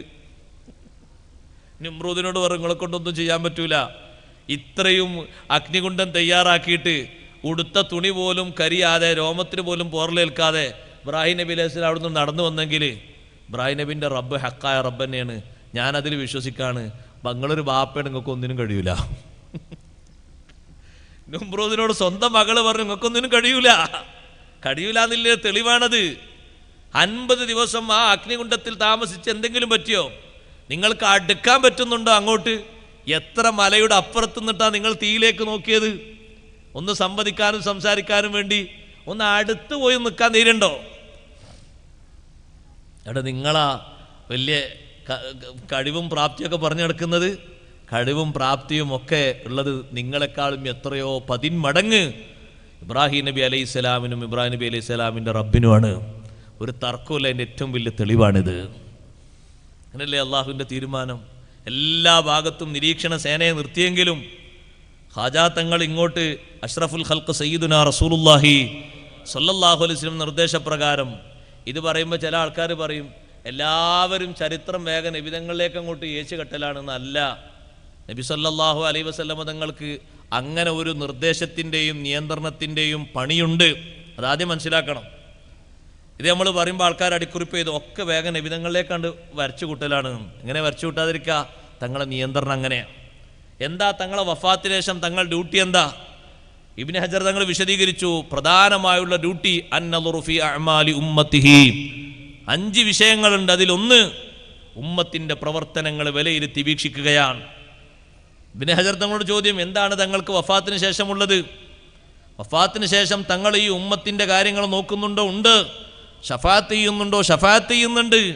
കാര്യങ്ങൾ നിയന്ത്രിക്കുന്നുണ്ട്, സന്ദേശങ്ങൾ കൈമാറുന്നുണ്ട്. ഈ ഉമ്മത്തിൽ നിന്ന് വഫാത്താകുന്ന സ്വാലിഹീങ്ങളെ ജനാസകളിൽ സംബന്ധിക്കുന്നുണ്ട് അഷ്റഫുൽ ഖൽഖ് റസൂലുള്ളാഹി. അത് ചെറിയൊരു നിരീക്ഷണമൊന്നുമല്ല, വേറുള്ള നബിമാരെ പോലെയൊന്നുമല്ല. അഷ്റഫുൽ ഖൽഖ് റസൂലുള്ളാഹി സ്വല്ലല്ലാഹു അലൈഹി വസല്ലം തങ്ങൾ തന്നെ പറഞ്ഞതല്ലേ, ലോകത്തിൻ്റെ ഏത് ഭാഗത്തുനിന്ന് എനിക്ക് ആര് സലാം പറയുന്നുണ്ടോ ആ സലാം ഞാൻ മടക്കും. ഇമാം മുസ്ലിം റഹ്മത്തുള്ളാഹി റിപ്പോർട്ട് ചെയ്ത സ്വഹീഹ് ഹദീസല്ലേ. അപ്പോൾ ആളുകൾ അവരുടെ വിശ്വാസത്തിൻ്റെയും ഇൽമിൻ്റെയും കുറവ് കൊണ്ട് ഇത്തരത്തിലുള്ള ചില സംഗതികളൊക്കെ നിരുത്സാഹപ്പെടുത്തി തള്ളാണ്.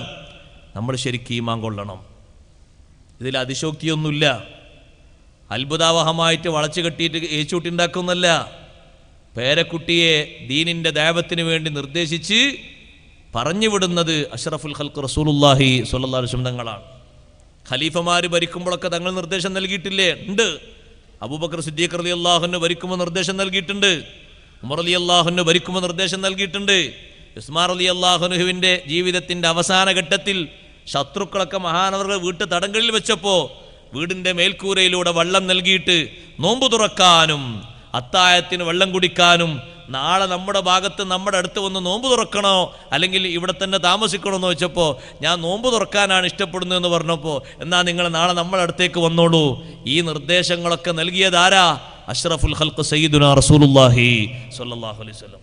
ഓരോ നൂറ്റാണ്ടിലും തങ്ങൾ നിയന്ത്രിച്ചിട്ടുണ്ട്, ഓരോ സമാലും തങ്ങൾ നിയന്ത്രിക്കുന്നുണ്ട്, ഇപ്പോഴും നിയന്ത്രിക്കുന്നുണ്ട് എന്നാണ് അഹ്ലുസുന്നത്തി വൽ ജമാഅത്തിൽ വിശ്വസിക്കുന്ന മുഴുവൻ ആളുകളുടെയും അഖീദ. തങ്ങളെ നിരീക്ഷണമുണ്ട്, നോട്ടമുണ്ട്. ഫസയറല്ലാഹു അമലക്കും വറസൂലുഹു വൽ മുഅ്മിനൂൻ. കാണുന്നു എന്ന് മാത്രമല്ല, വിലയിരുത്തുന്നു എന്ന് മാത്രമല്ല, നിർദ്ദേശങ്ങൾ നൽകുന്നുണ്ട്.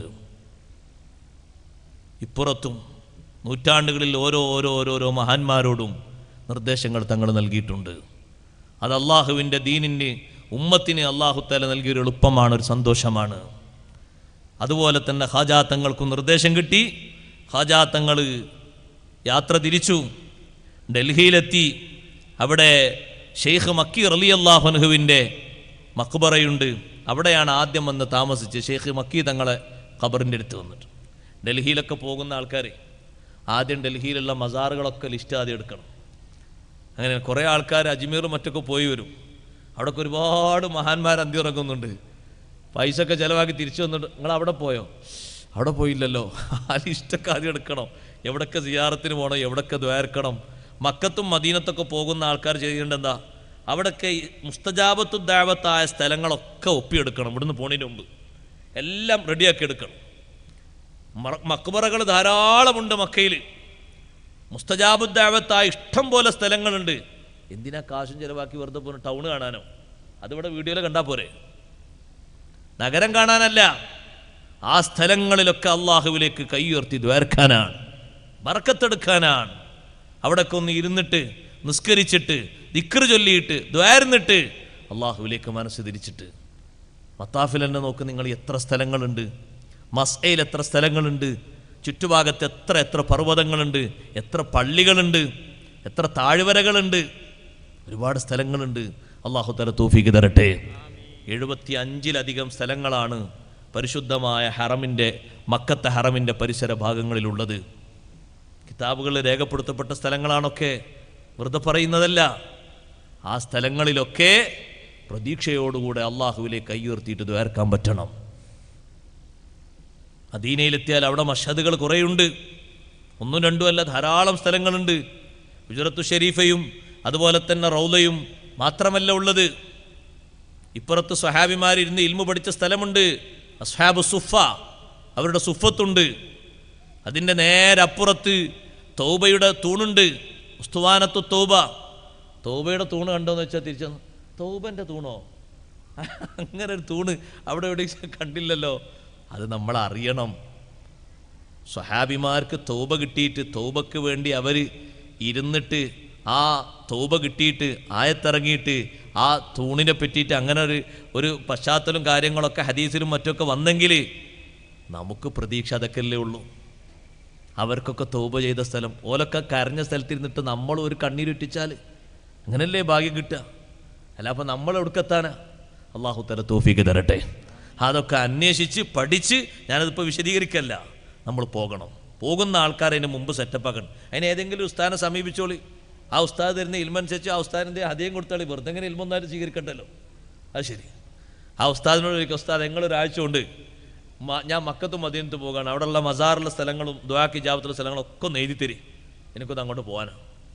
ആ ഉസ്താദ് അങ്ങനെ എഴുതി തരുമ്പോൾ ആ ഉസ്താദിന് സായില്ലേ, ആ സായി നിങ്ങളൊരു ശുക്രും ചെയ്താളി, അധ്വാനത്തിന് ശുക്ർ അത് ചെയ്തിട്ട് അതും വാങ്ങിയിട്ട് നിങ്ങൾ പോകുമ്പോൾ നമ്മൾ കാണാത്തൊരുപാട് സ്ഥലങ്ങൾ, ഇതുവരെ അനുഭവിക്കാത്ത സ്ഥലങ്ങൾ.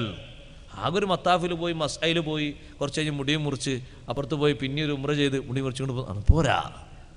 ആ സ്ഥലങ്ങളൊക്കെ സന്ദർശിക്കണം, അവിടെയൊക്കെ ദ്വാരക്കണം. സഹോദരങ്ങളും സഹോദരിമാർക്കൊക്കെ അതിന് ചാൻസ് ഉണ്ട്. അള്ളാഹു തൗഫീഖ് തരട്ടെ. അതിനാകണം. അതുകൊണ്ടല്ലേ ഹജ്ജിനൊക്കെ ഇത്രയും തോന്നുന്ന ദിവസങ്ങൾ. എന്തിനാ? ഷോപ്പിങ്ങിന് വേണ്ടിയുള്ള ദിവസങ്ങളൊന്നുമല്ല. അതിനപ്പോൾ 40 ദിവസം നായിട്ട് വെച്ചത് ഈ സ്ഥലങ്ങളൊക്കെ പോകാനും കാണാനും അനുഭവിക്കാനും മറ്റൊക്കെ ഉണ്ട്. 1-2 സ്ഥലങ്ങളല്ല, ഒരുപാട് സ്ഥലങ്ങളുണ്ട്. ഖാജാ തങ്ങൾ നേരെ വന്നു. ഷെയ്ഖ് മക്കി തങ്ങളെ മസാറിൻ്റെ അടുത്ത് അവിടെ താമസിച്ചു. ഖാജാ തങ്ങൾ അവിടെ വന്നപ്പോൾ മഹാനവറുകളെ കാണാൻ വേണ്ടി പ്രദേശവാസികൾ പലരും വന്നു. എല്ലാവരും പോയി കാണുന്നു. കാണുന്ന ആളുകൾ നിർദ്ദേശങ്ങൾ സ്വീകരിക്കുന്നു. നിർദ്ദേശങ്ങൾ സ്വീകരിക്കുന്നവരെ മനസ്സും മനസ്ഥിതിയൊക്കെ മാറുന്നു. ഖാജാ തങ്ങളെ കൈപിടിച്ചിട്ട് പലരും പല വിഷമങ്ങളും പറയുമ്പോൾ ഉടനെ തന്നെ ഖാജാ തങ്ങൾ ആ വിഷമത്തിന് പരിഹാരം കൊടുക്കുന്നു. പ്രതിസന്ധികൾ പറയുന്നു. പ്രതിസന്ധികൾ മാറുമ്പോൾ അവർ ചിന്തിക്കുന്നു, പടച്ചവനെ കുറേ കാലമായി നമ്മൾ ഈ പ്രതിസന്ധി മാറിയിട്ടില്ല, ഇപ്പോൾ ഈ പ്രതിസന്ധിക്ക് മാറ്റം ഈ മഹാനെ കൊണ്ടല്ലേ, അതുകൊണ്ട് ആ മഹാന ദീന് യഥാർത്ഥ ദീനാണ്, ഞാനും അത് സ്വീകരിക്കാണ്. അങ്ങനെ ഒരാൾ ചിന്തിച്ചാൽ നമ്മളാൾ കുറ്റം പറഞ്ഞിട്ട് കാര്യമില്ലല്ലോ. അതവരെ മനസ്സിൽ അള്ളാഹ് ഇട്ട് കൊടുക്കുന്ന ഹിദായത്തല്ലേ. അങ്ങനെ ഇഷ്ടംപോലെ ആളുകൾ, പ്രദേശവാസികൾ പലരും ഖാജാ തങ്ങളെ കീഴിൽ അവിടെ വിശുദ്ധ ദീന് സ്വീകരിച്ചു. പിന്നീട് ഖാജാ തങ്ങൾ അവിടെ നിന്ന് നേരെ പോകുന്നു, അജ്മീറിലേക്ക് പോകാൻ തീരുമാനിക്കുന്നു. അവിടേക്ക് പോകുമ്പോൾ അജ്മീറിലെത്തുന്നത് തടയാൻ വേണ്ടി പല ഭാഗത്തും ആളെ നിർത്തിയിട്ടുണ്ടെങ്കിലും ഹാജാത്തങ്ങളും ശിഷ്യന്മാരും ആളുകളും കൂടി ഏറെ അങ്ങോട്ട് പോകുകയാണ്. പോകുന്നതിൻ്റെ മുമ്പ് ശിഷ്യന്മാരിൽ പ്രമുഖനായ ഖുതുബുദ്ദീൻ ബഖ്തിയാർ കാക്കി തങ്ങളെ ഇവിടെയാക്കി ഡൽഹിയിൽ ചുമതലപ്പെടുത്തി, നിങ്ങൾ ഇവിടെ നിൽക്കണം, ആളുകൾക്ക് നിർദ്ദേശം കൊടുക്കണം, നേതൃത്വം കൊടുക്കണം. നിങ്ങൾ എൻ്റെ കൂടെ വന്നാൽ പിന്നെ ഇവിടെ ആളില്ലാതെയായി പോകും. നിങ്ങൾ ഇവിടെ നിന്നോളൂ, നിങ്ങൾക്ക് വരാൻ സാഹചര്യവും സൗകര്യവും ഒക്കുമ്പോൾ നിങ്ങൾ വന്നാൽ മതി. നേരെ അജ്മീറിലേക്ക് എത്തി. അജ്മീറിലെത്തിയിട്ട് രാത്രി സമയമാണ്. വിശാലമായൊരു മൈതാനം കണ്ടു. ആ മൈതാനത്ത് അവിടെ ഒരു വലിയ മരം കണ്ടു. ആ മരത്തിൻ്റെ ചുവട്ടിൽ അവിടെ പോയി ഖാജാ തങ്ങളും ശിഷ്യന്മാരും അവിടെ പോയി താമസിച്ചു. രാത്രി നേരം കുറച്ചായപ്പോൾ രാജാവിൻ്റെ പരിവാരങ്ങൾ വന്നിട്ട് പറഞ്ഞു, ആരാ അവിടെ താമസിക്കണേ? ഞങ്ങൾ ഇന്ന് രാത്രി ഇവിടെ താമസിക്കാൻ പറ്റൂല, ഇത് രാജാവിൻ്റെ ഒട്ടകങ്ങളെ കെട്ടിയിടുന്ന സ്ഥലമാണ്, ഇവിടെ താമസിക്കാൻ പറ്റില്ല, ഇവിടുന്ന് പോകണം എന്ന് പറഞ്ഞു. അല്ല, ഇന്ന് രാത്രി ഒന്ന് ഇവിടെ നിൽക്കാൻ പറ്റില്ല, പോകണം. അപ്പോൾ ഖാജാ തങ്ങൾ നിന്നാ ഒട്ടക ഇവിടെ കടന്നോട്ടെ, നമ്മൾ പോകാമെന്ന് പറഞ്ഞു. ഒട്ടക ഇവിടെ കടന്നോട്ടെ, നമ്മൾ പോവുക. അങ്ങനെ പോയി. പിന്നെ നേരെ പോയി കുറച്ചുകൂടി മുന്നോട്ട് പോയപ്പോൾ അനാസാഗർ തടാകം കണ്ടു. അതിൻ്റെ തീരത്ത് അവിടെ വിശ്രമിക്കാലോ, അവിടെ വിശ്രമിച്ചു. അനാസാഗർ തടാകത്തിൻ്റെ അവിടെ തീരത്ത് അവിടെ രാത്രി വിശ്രമിച്ചു. അങ്ങനെ രാവിലെ ആയപ്പോൾ സുബഹി നിസ്കാരത്തിന് വേണ്ടി ഖാജാ തങ്ങളും ശിഷ്യന്മാരും ഉളു എടുക്കാൻ ഇറങ്ങി. നിസ്കാരം നിർവഹിച്ചു. ആദ്യഘട്ടത്തിൽ നിസ്കരിച്ച സ്ഥലം ഒരു ചെറിയ പള്ളിയായിട്ട് ഇപ്പോഴും അവിടെ രൂപപ്പെടുത്തപ്പെട്ടതായി കാണാൻ കഴിയും. അനാസാഗറിനോട് അടുത്ത് തന്നെ ചെറിയൊരു പള്ളിയുണ്ട്, നിസ്കരിച്ച പള്ളി. ഖാജാ തങ്ങൾ കുറേ സമയം നിസ്കരിച്ച, കുറേ ദിവസങ്ങൾ തങ്ങിയ ഒരു സ്ഥലമാണ് അവിടെ. അവിടെ നിസ്കരിച്ചു. അതിൽ നിന്ന് ശിഷ്യന്മാർ കുളിച്ചു, ഉളു എടുത്തു. അപ്പോഴേക്ക് കുറേ ആൾക്കാർ ദേഷ്യപ്പെട്ട് ഒച്ചപ്പാടുണ്ടാക്കി വന്നു. കാരണം അന്ന് അയിത്തം നിലനിൽക്കുന്ന കാലമാണ്. ഞങ്ങളെ വെള്ളത്തിൽ തൊടാൻ പാടില്ല, നിങ്ങളോട് ആരാ ഞങ്ങളെ വെള്ളത്തിൽ തൊടാൻ പറഞ്ഞു, കുളിക്കാൻ വേണ്ടി പറഞ്ഞു. അങ്ങനെ ഭയങ്കര ഒച്ചപ്പാടുണ്ടാക്കി. അപ്പോൾ ഖാജാ തങ്ങൾ പറഞ്ഞു, പേടിക്കൊന്നും വേണ്ട, അങ്ങനെ ഒരു സ്വഭാവം ആൾക്കാരുടെ ഇടയിൽ ഉണ്ടല്ലേ, എല്ലാവർക്കും വെള്ളം ഉപയോഗിക്കാൻ പറ്റൂല, ഒരു കൂട്ടർക്ക് മാത്രമേ വെള്ളം പറ്റുള്ളൂ. അതൊരു സങ്കുചിത മനോഭാവമാണല്ലോ. നമ്മളെ കാഴ്ചപ്പാടെങ്ങനെ? വെള്ളം എല്ലാവർക്കും ഉപയോഗിക്കാം, അങ്ങനല്ലേ? ഇസ്ലാമിൻ്റെ കാഴ്ചപ്പാടെങ്ങനെ? വെള്ളം എല്ലാവർക്കും ഉപയോഗിക്കാം, അസ്പൃശ്യതൊന്നുമില്ല.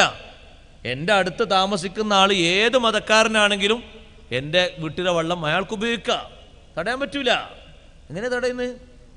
തടയാനൊരു മാർഗമില്ല. തടഞ്ഞാൽ ഞാൻ കുറ്റക്കാരനാ, തടയാൻ പാടില്ല. സലാസത്തുൻ ലാ യഹില്ലു മൻഉഹാ, 3 വിഷയങ്ങൾ ആർക്കും തടയാൻ പാടില്ല എന്ന് മുത്തുനബി സല്ലല്ലാഹു അലൈഹി വസല്ലം. അതിൽ തങ്ങൾ ആദ്യം എണ്ണി പറഞ്ഞു അൽ മാ, വെള്ളം. അതെല്ലാവർക്കും ഉള്ളതാണ്, അത് തടയാൻ പാടില്ല. അതൊരു വിഭാഗത്തിന് മാത്രമോ അല്ലെങ്കിൽ ഒരു മതത്തിൽപ്പെട്ട ആളുകൾക്ക് മാത്രമോ അങ്ങനെ തത്വം ഇസ്ലാമിലില്ല, എല്ലാവർക്കും ഉള്ളതാണ്. ഇവർ തടഞ്ഞപ്പോൾ ഖാജാ തങ്ങൾ പറഞ്ഞു ജാ അൽ ഹഖു വസഹഖൽ ബാത്തിലു ഇന്നൽ ബാത്തില കാന സഹൂഖാ.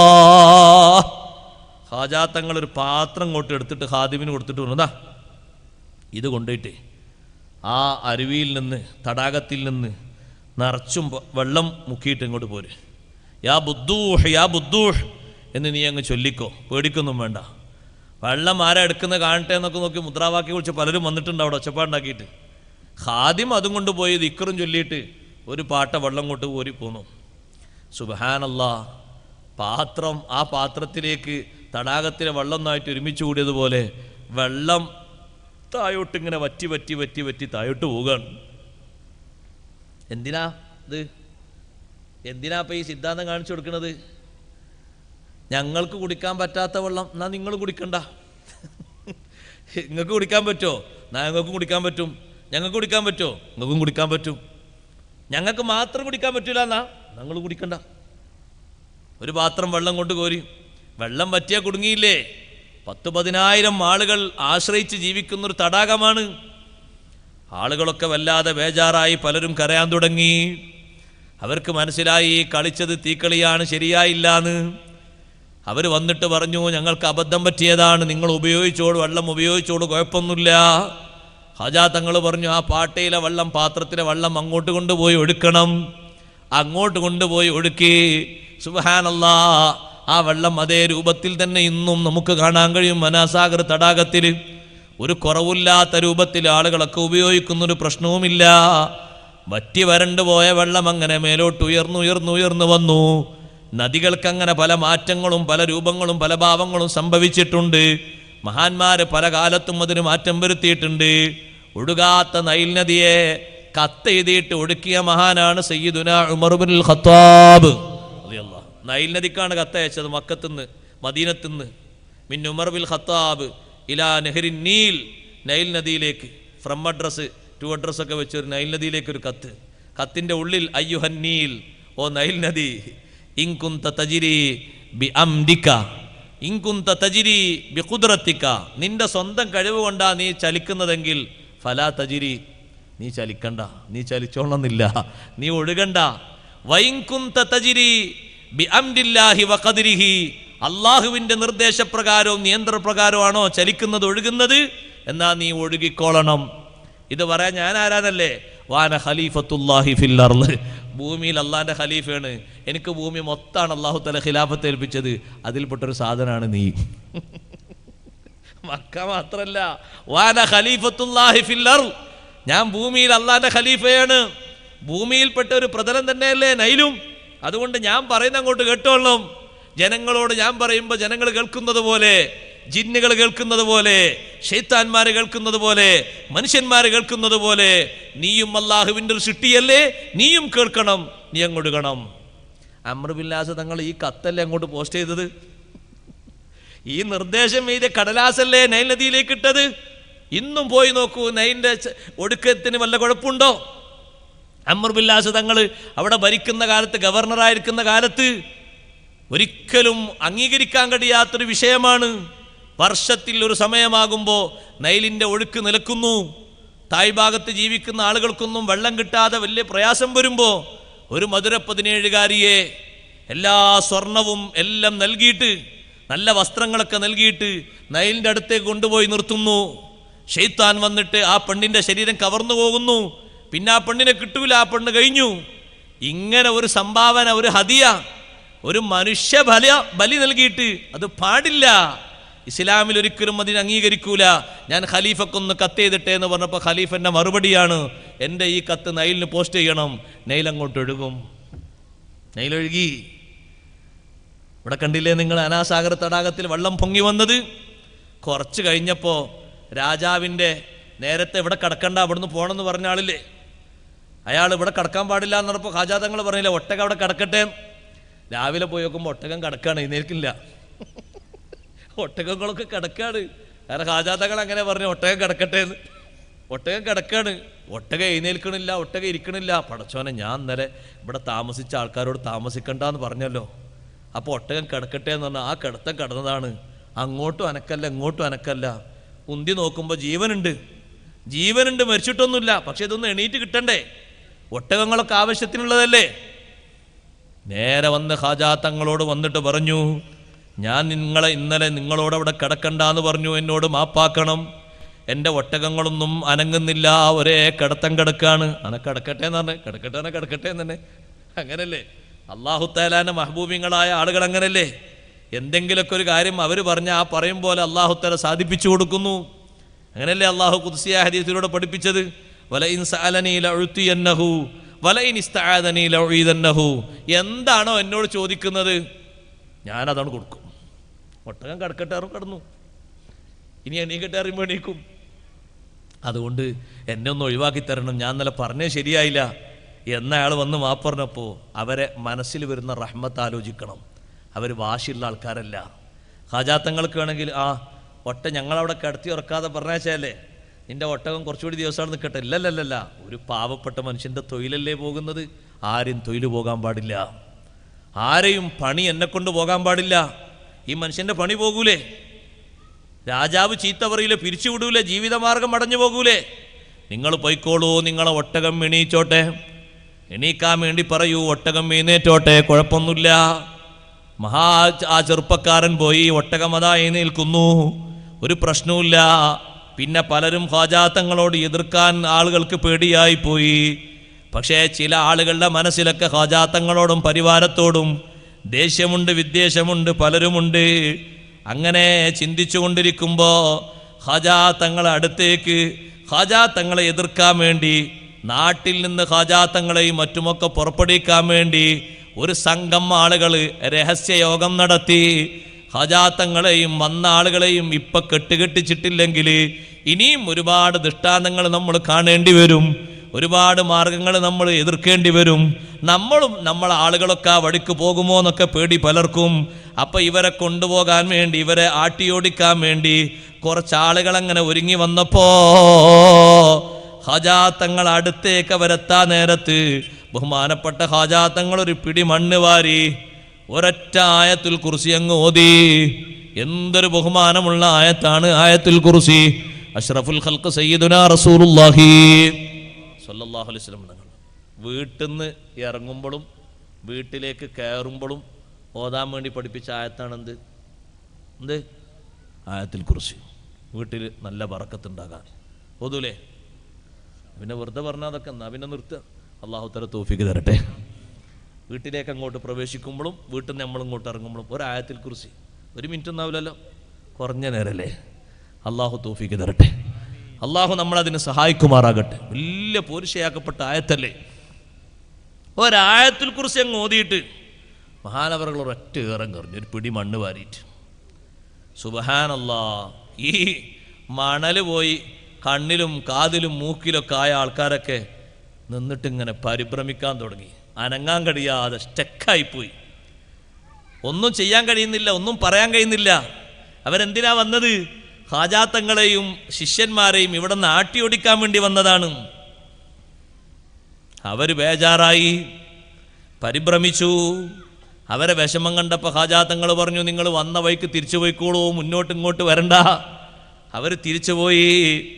അവർ ഈ വിഷയങ്ങളൊക്കെ പോയിട്ട് ആ നാട്ടിലുള്ള വലിയ സിഹിറിൽ വലിയ കഴിവുള്ളൊരു മനുഷ്യനുണ്ട്, ഷാദി ദേവ് എന്ന അദ്ദേഹത്തിൻ്റെ പേര്. വളരെ പഠിച്ച സിഹിറുകാരനാണ്. അയാളോട് പോയിട്ട് പറഞ്ഞു, ഇങ്ങനൊരു വിഷയമുണ്ട് നാട്ടിൽ, ഒരു വലിയ മഹാനും ശിഷ്യന്മാരും വന്നിട്ടുണ്ട്. നേരത്തെ നടന്ന സംഭവങ്ങളൊക്കെ പറഞ്ഞു കൊടുത്തു. അനാസാഗറിൻ്റെ സംഭവവും ഒട്ടകങ്ങളൊക്കെ ചെരിഞ്ഞു കിടന്ന സംഭവം പറഞ്ഞു കൊടുത്തപ്പോൾ ഷാദി ദേവ് പറഞ്ഞു, നിങ്ങൾ വിഷയമാക്കണ്ട, ഞാൻ അതിനുള്ള എല്ലാ അടവുകളും പറ്റിയിട്ട് അങ്ങോട്ട് വരാം. നല്ല നിപുണന്മാരായ സിഹിറുകാരെയും ജാലവിദ്യക്കാരെയും ഒരുമിച്ച് കൂട്ടിയിട്ട് ഷെയ്ഖ് ഖാജാ തങ്ങളും മറ്റുമൊക്കെ താമസിക്കുന്ന സ്ഥലത്തേക്ക് വലിയൊരു സംഘമായിട്ട് അവർ വന്നപ്പോൾ ഖാജാ തങ്ങൾ ശിഷ്യന്മാരോട് പറഞ്ഞു, ലാ തഖാഫു ഇന്നല്ലാഹ മഅനാ, നിങ്ങൾ പേടിക്കണ്ട, അള്ളാഹുവിൻ്റെ സഹായമുണ്ട്, അള്ളാഹുവിൻ്റെ സംരക്ഷണമുണ്ട്, ഒന്നും പേടിക്കണ്ട, ആരും ബേജാറാകണ്ട. വലൻ യുഫ്ലിഹ സാഹിർ, സിഹിറുകാരനല്ലേ, സിഹിറേറ്റല്ലേ വരുന്നത്, അയാൾ ജയിക്കൂല. ഖുർആൻ എങ്ങനെ പറഞ്ഞു? വലാ യുഫ്ലിഹു സാഹിറു ഹൈസു അതാ. അള്ളാഹ് ഖുർആനിലൂടെ പഠിപ്പിച്ചില്ല, സിഹിറുകാരൻ ഏത് രൂപത്തിൽ വന്നാലും ശരി ജയിക്കൂല. അങ്ങനെ ജയിക്കണമെങ്കിൽ ചരിത്രത്തിൽ ബഹുമാനപ്പെട്ട കലീമുല്ലാഹി മൂസ അലൈഹി സ്വലാത്തു വസ്സലാമിനോട് ഏറ്റുമുട്ടിയ സിഹിറുകാർ ജയിക്കണ്ടേ? എല്ലാ തന്ത്രങ്ങളും അറിയുന്ന സിഹിറുകാരാണ് അവർ. നല്ല 18 അടവും പാറ്റാൻ പറ്റുന്ന ആൾക്കാരാണ് അവർ. അവരെ മുന്നിൽ ഇനി മൂസാ നബി അലൈഹി സ്വലാം അനങ്ങൂല എന്നൊക്കെയാണ് ഫിറൗന്റെ തീരുമാനം ഉണ്ടായിരുന്നത്. എന്നിട്ട് എന്താ ഉണ്ടായത്? ഒരു നിലക്കും ജയം കിട്ടിയോ? ജയം കിട്ടിയില്ല. അതേ രൂപത്തിലുള്ള 18 അടവും പാറ്റുന്ന ഒരു സിഹിറുകാരനും അയാളെ കൂടെയുള്ള ആൾക്കാരൊക്കെ വന്നു. അവരിങ്ങനെ വന്ന് ഹാജാത്തങ്ങൾ കാണുന്ന സ്ഥലത്തിപ്പോൾ ഹാജ അവരിലേക്ക് ഒരൊറ്റ നോട്ടം ഇങ്ങനെ നോക്കി, ഒരൊറ്റ നോട്ടം, ഒരു നോട്ടം നോക്കിയപ്പോഴേക്ക് ഇയാളെ മനസ്സാകെ മാറിപ്പോയി. അയാളെ കൂടെയുള്ള ശൈത്താന്മാരും ദുഷിച്ച ആത്മാക്കളും മറ്റുമൊക്കെ വേർപിരിഞ്ഞു. ശൈത്താന്മാരും മറ്റും വേർപിരിഞ്ഞാൽ പിന്നെ ഇതിന് ഊക്കിട്ടൂല. ഈ ജാലവിദ്യക്ക്, ഈ സിഹിറിന് മുന്നോട്ട് നിൽക്കൂല, അത് മുന്നോട്ട് പോകാൻ കഴിയില്ല. ഇയാളാകെ ബേജാറായി. കൂടുതലുള്ള ശിഷ്യന്മാരോട് പറഞ്ഞു, ആരും സിഹിർ ചെയ്യണ്ട, ആരും ഒരു പണി ഒപ്പിക്കണ്ട, കാരണം പണി ഒപ്പിച്ചിട്ട് നടക്കൂല, മുന്നോട്ട് പോകൂല, ഒന്നിനും കഴിയൂല. അവർ പരിഭ്രമിച്ചു. അവരതാ കൂടുള്ള ശിഷ്യന്മാരെയും മനുഷ്യനെ കല്ലെറിയാൻ തുടങ്ങി. ഞങ്ങളെ സിഹിറിന് വേണ്ടി 18 അടവും പയപ്പിച്ച് ഇവിടെ വന്നിട്ട് ഒരൊറ്റ നോട്ടം നോക്കിയപ്പോഴേക്ക് നിങ്ങൾ ആ നോട്ടത്തിൽ കുടുങ്ങിയോ? എല്ലാവരും കൂടി ഇയാളെ ആക്ഷേപിക്കുന്നു, കല്ലെറിയുന്നു, മണലുവാരി എറിയുന്നു. സുബ്ഹാനല്ലാഹ്. ആ മനുഷ്യൻ ഇങ്ങനെ ഏറുകൊള്ളുന്നത് ഷെയ്ഖ് ഇപ്പുറത്തുനിന്ന് കണ്ടപ്പോ ഷെയ്ഖ് അവർകൾ ഒരു പാത്രത്തിൽ ഏറുകൊള്ളുന്ന മനുഷ്യനല്ലേ, ശിഷ്യന്റെ കയ്യിൽ ഒരു പാത്രത്തിൽ വെള്ളം കൊടുത്തയച്ചു. ആ മനുഷ്യനോട് കുടിക്കാൻ പറയൂന്ന് പറഞ്ഞു. കുടിച്ചു. ആ വെള്ളം കുടിച്ച ശേഷം ഷെയ്ഖ് അവരുടെ ഹാജാ തങ്ങളടുത്തേക്ക് ആ മനുഷ്യൻ വന്നിട്ട് പറഞ്ഞു, മാപ്പാക്കണം, എന്നെ പലരും പ്രേരിപ്പിച്ചപ്പോൾ ഞാൻ ഇങ്ങോട്ട് വന്നതാണ്. എന്നെ നിങ്ങൾ അനുഗ്രഹിക്കണം. ഖാജാ തങ്ങൾ ആ മനുഷ്യനെ അനുഗ്രഹിച്ചു സന്തോഷിപ്പിച്ചു, ഉപദേശങ്ങൾ നൽകി. നിങ്ങളെനിക്ക് ദീനിനെ പറ്റി പഠിപ്പിച്ചു തരണം. ദീന് പഠിപ്പിച്ചു കൊടുത്തു. ഷഹാദത്ത് കലിമ ചൊല്ലി ഷാദി ദേവ് എന്ന പേര് മാറ്റിയിട്ട് നല്ല സഅദി എന്ന പേര് സ്വീകരിച്ചു. വിജയിച്ച ആള് എന്ന അർത്ഥത്തിലുള്ള പേരാണ് ഖാജാ തങ്ങൾ ഇട്ടുകൊടുത്തത്. ഈ സംഭവം നാട്ടിൽ പല ഭാഗത്തും പ്രസിദ്ധിയാർജിച്ചപ്പോൾ കുറെ സിഹിർ ചെയ്യുന്ന ആളുകളൊക്കെ പല ഭാഗത്തേക്കും ഓടിപ്പോയി. നേരത്തെ പറയുന്ന ഭരണാധികാരിയുടെ അടുത്ത് ഈ സംഭവത്തിന്റെ ഗൗരവം എത്തുന്നത് ഇപ്പോഴാണ്. ഖാജാ തങ്ങൾ വന്ന ഉടനെ എത്തിയിട്ടില്ല. നേരത്തെ 2 സംഭവങ്ങൾ നടന്നപ്പോഴും എത്തിയിട്ടില്ല. ഈ ഒരു സംഭവത്തോടുകൂടെ പൃഥ്വിരാജിന്റെ സമീപത്തേക്ക് വിഷയമെത്തി. അപ്പോഴാണ് അദ്ദേഹത്തിന് മനസ്സിലായത്, നേരത്തെ ജ്യോത്സ്യന്മാര് മുന്നറിയിപ്പ് നൽകിയിരുന്ന ആ മഹാനാണ് ഈ വന്നിരിക്കുന്നത്. ശരിയാണ്, അവര് പറഞ്ഞ രൂപഭാവങ്ങൾ മുഴുവനും ശിഷ്യന്മാരുടെ വിശേഷണങ്ങളൊക്കെ ഈ മനുഷ്യനിലുണ്ടല്ലോ. പൃഥ്വിരാജ് പറഞ്ഞു, നിങ്ങളൊന്നും ചെയ്യണ്ട, ഞാൻ അതിന് പറ്റുന്ന ആളുകളുണ്ടോന്ന് നോക്കട്ടെ. എതിർക്കാൻ പറ്റിയ ആളുകളെ എവിടെന്നെങ്കിലും കണ്ടെത്തണം. അങ്ങനെ ആ നാട്ടിൽ ഏറ്റവും പേരും പ്രശസ്തിയുമുള്ള ആളുണ്ട്. ജയ്ഫാൽ ജൂക്കി എന്നാണ് അദ്ദേഹത്തിന്റെ പേര്. അദ്ദേഹം വലിയ 18 അടവും അറിയുന്ന വലിയ സിഹറുകാരനാണ്. ഇപ്പൊ വന്ന ഷാദീദേവിനെക്കാളും വലിയ സിഹറുകാരനാണ്. മരുഭൂമിയിലും കാടൻ പ്രദേശങ്ങളിലുമാണ് ആ മനുഷ്യൻ താമസിച്ചിരുന്നത്. നാട്ടിൽ പ്രദേശങ്ങളിൽ താമസിക്കാറില്ല. ജനങ്ങളിൽ നിന്ന് അകന്ന് മരുഭൂമിയിലും കാടൻ പ്രദേശങ്ങളിലും താമസിച്ചിരുന്ന ഈ മനുഷ്യനെ കൊണ്ടുവന്നു. ആ മനുഷ്യനോട് രാജാവ് വരാൻ വേണ്ടി പറഞ്ഞു. അദ്ദേഹം ശിഷ്യഗണങ്ങളുമായി വന്നു. ഷാദീദേവിന് സംഭവിച്ച വിഷയങ്ങളൊക്കെ പറഞ്ഞപ്പോൾ പരിഭ്രമിച്ചുപോയി. അയാൾ നല്ല സിഹറുകാരനായിരുന്നു, പക്ഷെ അയാൾ മാറിപ്പോയി. അയാൾ ഖാജാ തങ്ങളെ ശിഷ്യനായി മാറിയിട്ടുണ്ട്. നിങ്ങൾക്കും അങ്ങനെ സംഭവിക്കരുത്. ഇല്ല, എനിക്കങ്ങനെ സംഭവിക്കുകയില്ല.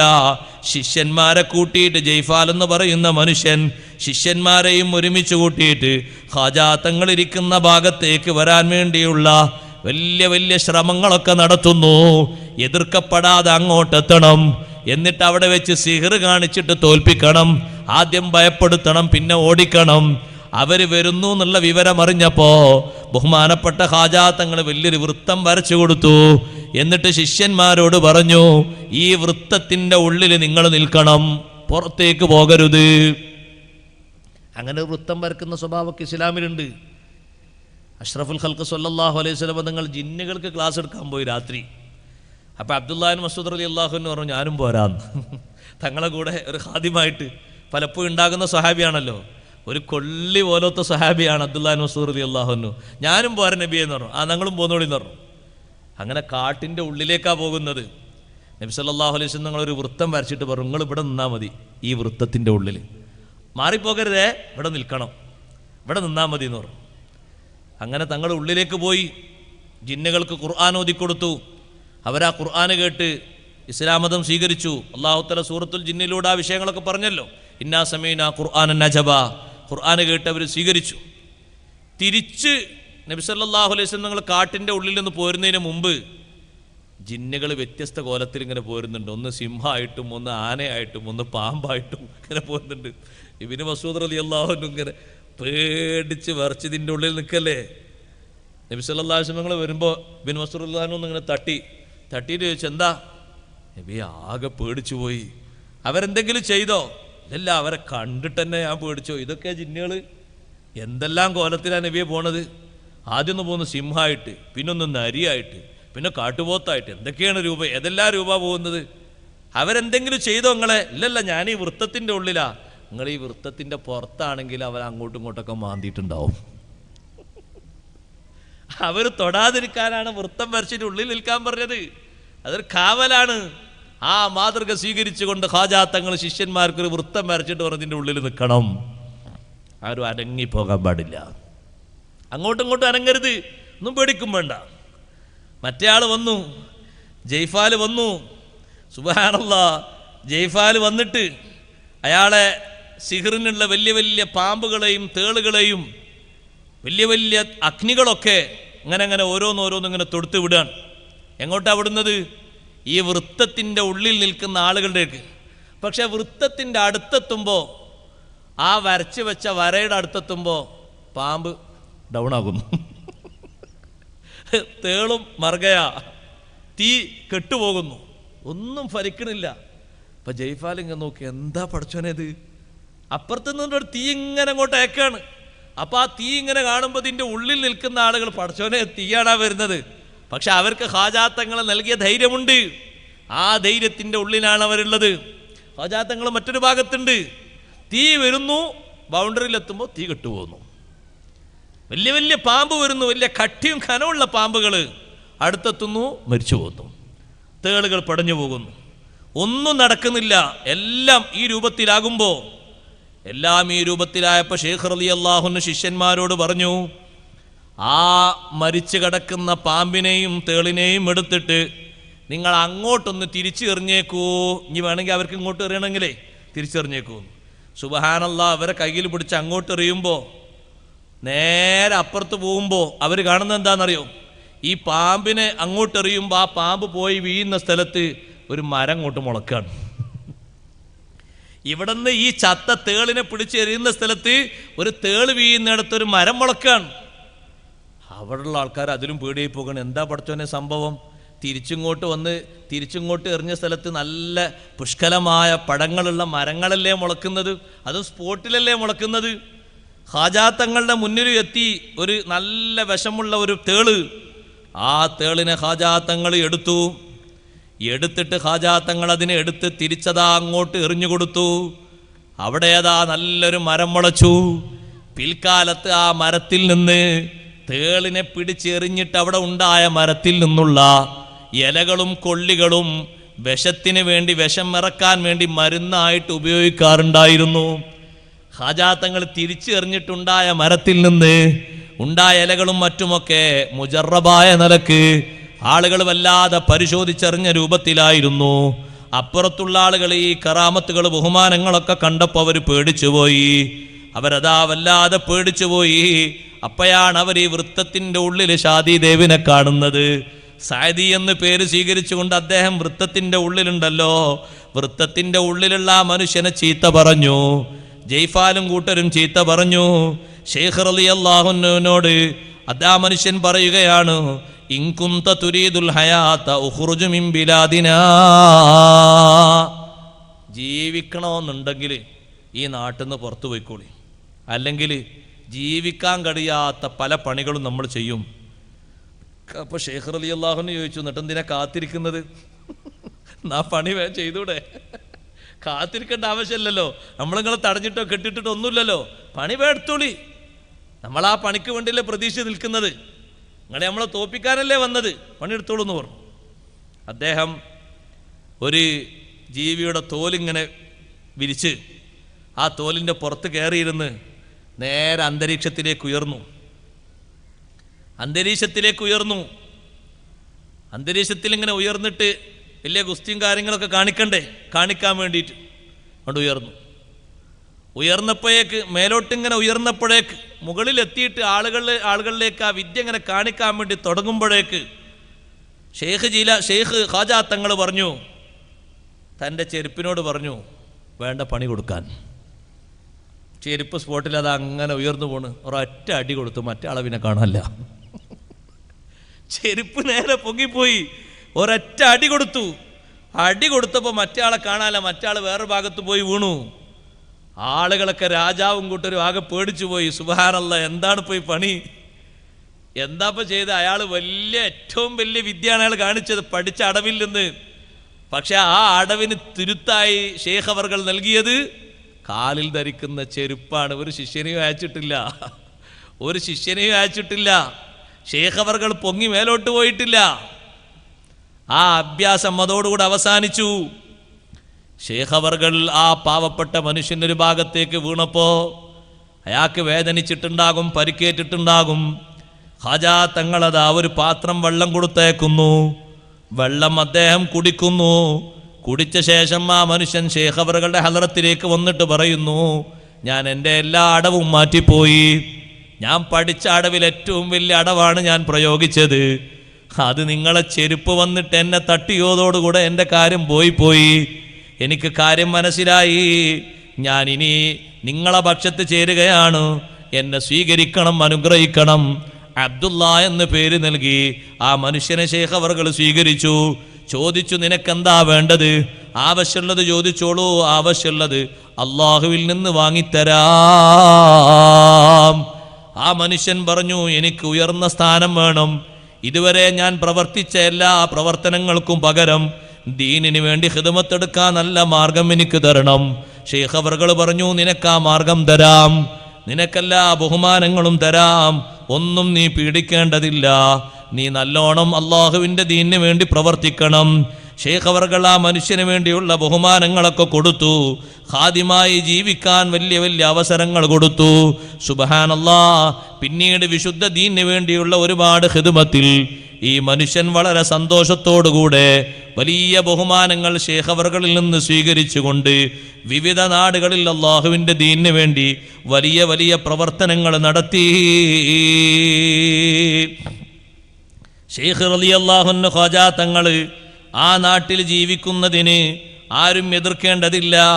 അഷ്റഫുൽ ഖൽഖ് റസൂലുള്ളാഹി സ്വല്ലല്ലാഹു അലൈഹി വസല്ലമ തങ്ങൾ എന്നെ ഇങ്ങോട്ട് അയച്ചതാണ്. അതുകൊണ്ട് രാജാവിനോട് പറഞ്ഞു, പൃഥ്വിരാജിനോട് പറഞ്ഞു, ശൈഖ് അവർകൾ ഖാജ തങ്ങൾ അവർകൾ എന്നെ ഇങ്ങോട്ട് അയച്ചത് നബി സല്ലല്ലാഹു അലൈഹി വസല്ലമ തങ്ങളാണ്. ഞാൻ നിങ്ങളെ എതിർക്കാനോ തോൽപ്പിക്കാനോ വന്നതല്ല. നിങ്ങൾക്ക് രാജ്യം ഭരിക്കാം, എല്ലാവർക്കും വേണ്ട അവകാശങ്ങൾ വകവെച്ചു കൊടുത്ത് നിങ്ങൾക്ക് ഭരണം നടത്താം, അതിൽ എതിർപ്പും കാര്യങ്ങളൊന്നുമില്ല. ഞാൻ ഭരണം ഏറ്റെടുക്കാനോ പിടിക്കാനോ നിങ്ങളെ സ്ഥാനത്ത് ഭരിക്കാനോ വന്നതല്ല. പക്ഷെ അക്രമം ചെയ്യരുത്, അനീതി പ്രവർത്തിക്കരുത്, ഒരു പക്ഷത്തെ മാത്രം ഒതുക്കി നിർത്തരുത്, അടിച്ചേൽപ്പിക്കരുത്. നിങ്ങൾ നയപരമായ നല്ല നിലപാടുകളോടുകൂടെ ഭരിക്കണം. അതെ, രാജാവ് ആ മാർഗം സ്വീകരിക്കാതെ വീണ്ടും ഷെയ്ഖ് ജിലാനി ഷെയ്ഖ് ഖാജ തങ്ങളെ എതിർക്കാൻ വേണ്ടി വീണ്ടും കച്ചകെട്ടി ഇറങ്ങിയപ്പോൾ സംഘങ്ങളെ ഒരുമിച്ച് കൂട്ടി, സൈന്യങ്ങളെ ഒരുമിച്ച് കൂട്ടി. ആ സൈന്യങ്ങളെ കൊണ്ട് ഖാജ തങ്ങളെയും കൂട്ടരെയും തുരത്താൻ വേണ്ടിയുള്ള നിർദ്ദേശങ്ങൾ ഒരുക്കിയപ്പോ പല ഭാഗത്തും ഖാജ തങ്ങൾക്ക് വേണ്ടി ആളുകൾ സംഘടിച്ചു. ആ ഏറ്റുമുട്ടലിൽ പൃഥ്വിരാജും കൂട്ടരും അമ്പേ പരാജയപ്പെട്ടുപോയി. ഖാജ തങ്ങൾക്ക് വലിയ വലിയ സ്വാധീനവും വലിയ അധികാരവും അതിൻ്റെ ശേഷം നിലവിൽ വന്നു. ഇന്ത്യയുടെ വിവിധ ഭാഗങ്ങളിൽ നിന്ന് മഹാനവറുകളുടെ സവിധത്തിലേക്ക് ആളുകൾ കൂലം കുത്തി ഒഴുകി. ആ വരുന്ന ആളുകളുടെ കൂട്ടത്തിൽ മുസ്ലിങ്ങളുണ്ട്, അമുസ്ലിങ്ങളുണ്ട്. എല്ലാവരെയും മഹാനവറുകൾ സ്വീകരിച്ചു, ഇരുകരങ്ങളും നീട്ടി സ്വീകരിച്ചു. അവർക്ക് വേണ്ടിയുള്ള ഒത്താശങ്ങൾ, ഉസ്താശകൾ, സഹായങ്ങൾ ചെയ്തു കൊടുത്തു. മാഷാ അല്ലാഹ്, അൽഹംദുലില്ലാഹ്. ബഹുമാനപ്പെട്ട സയ്യിദ് അവർകൾ നമ്മുടെ ഈ വേദിയിൽ സമാപന പ്രാർത്ഥനയ്ക്ക് നേതൃത്വം നൽകുന്നതിന് വേണ്ടി മഹാനവറുകൾ എത്തിച്ചേർന്നു. അല്ലാഹു അക്ബർ, അല്ലാഹു അക്ബർ, അല്ലാഹു അക്ബർ, ലാ ഇലാഹ ഇല്ലല്ലാഹു വല്ലാഹു അക്ബർ, അല്ലാഹു അക്ബർ വലില്ലാഹിൽ ഹംദ്.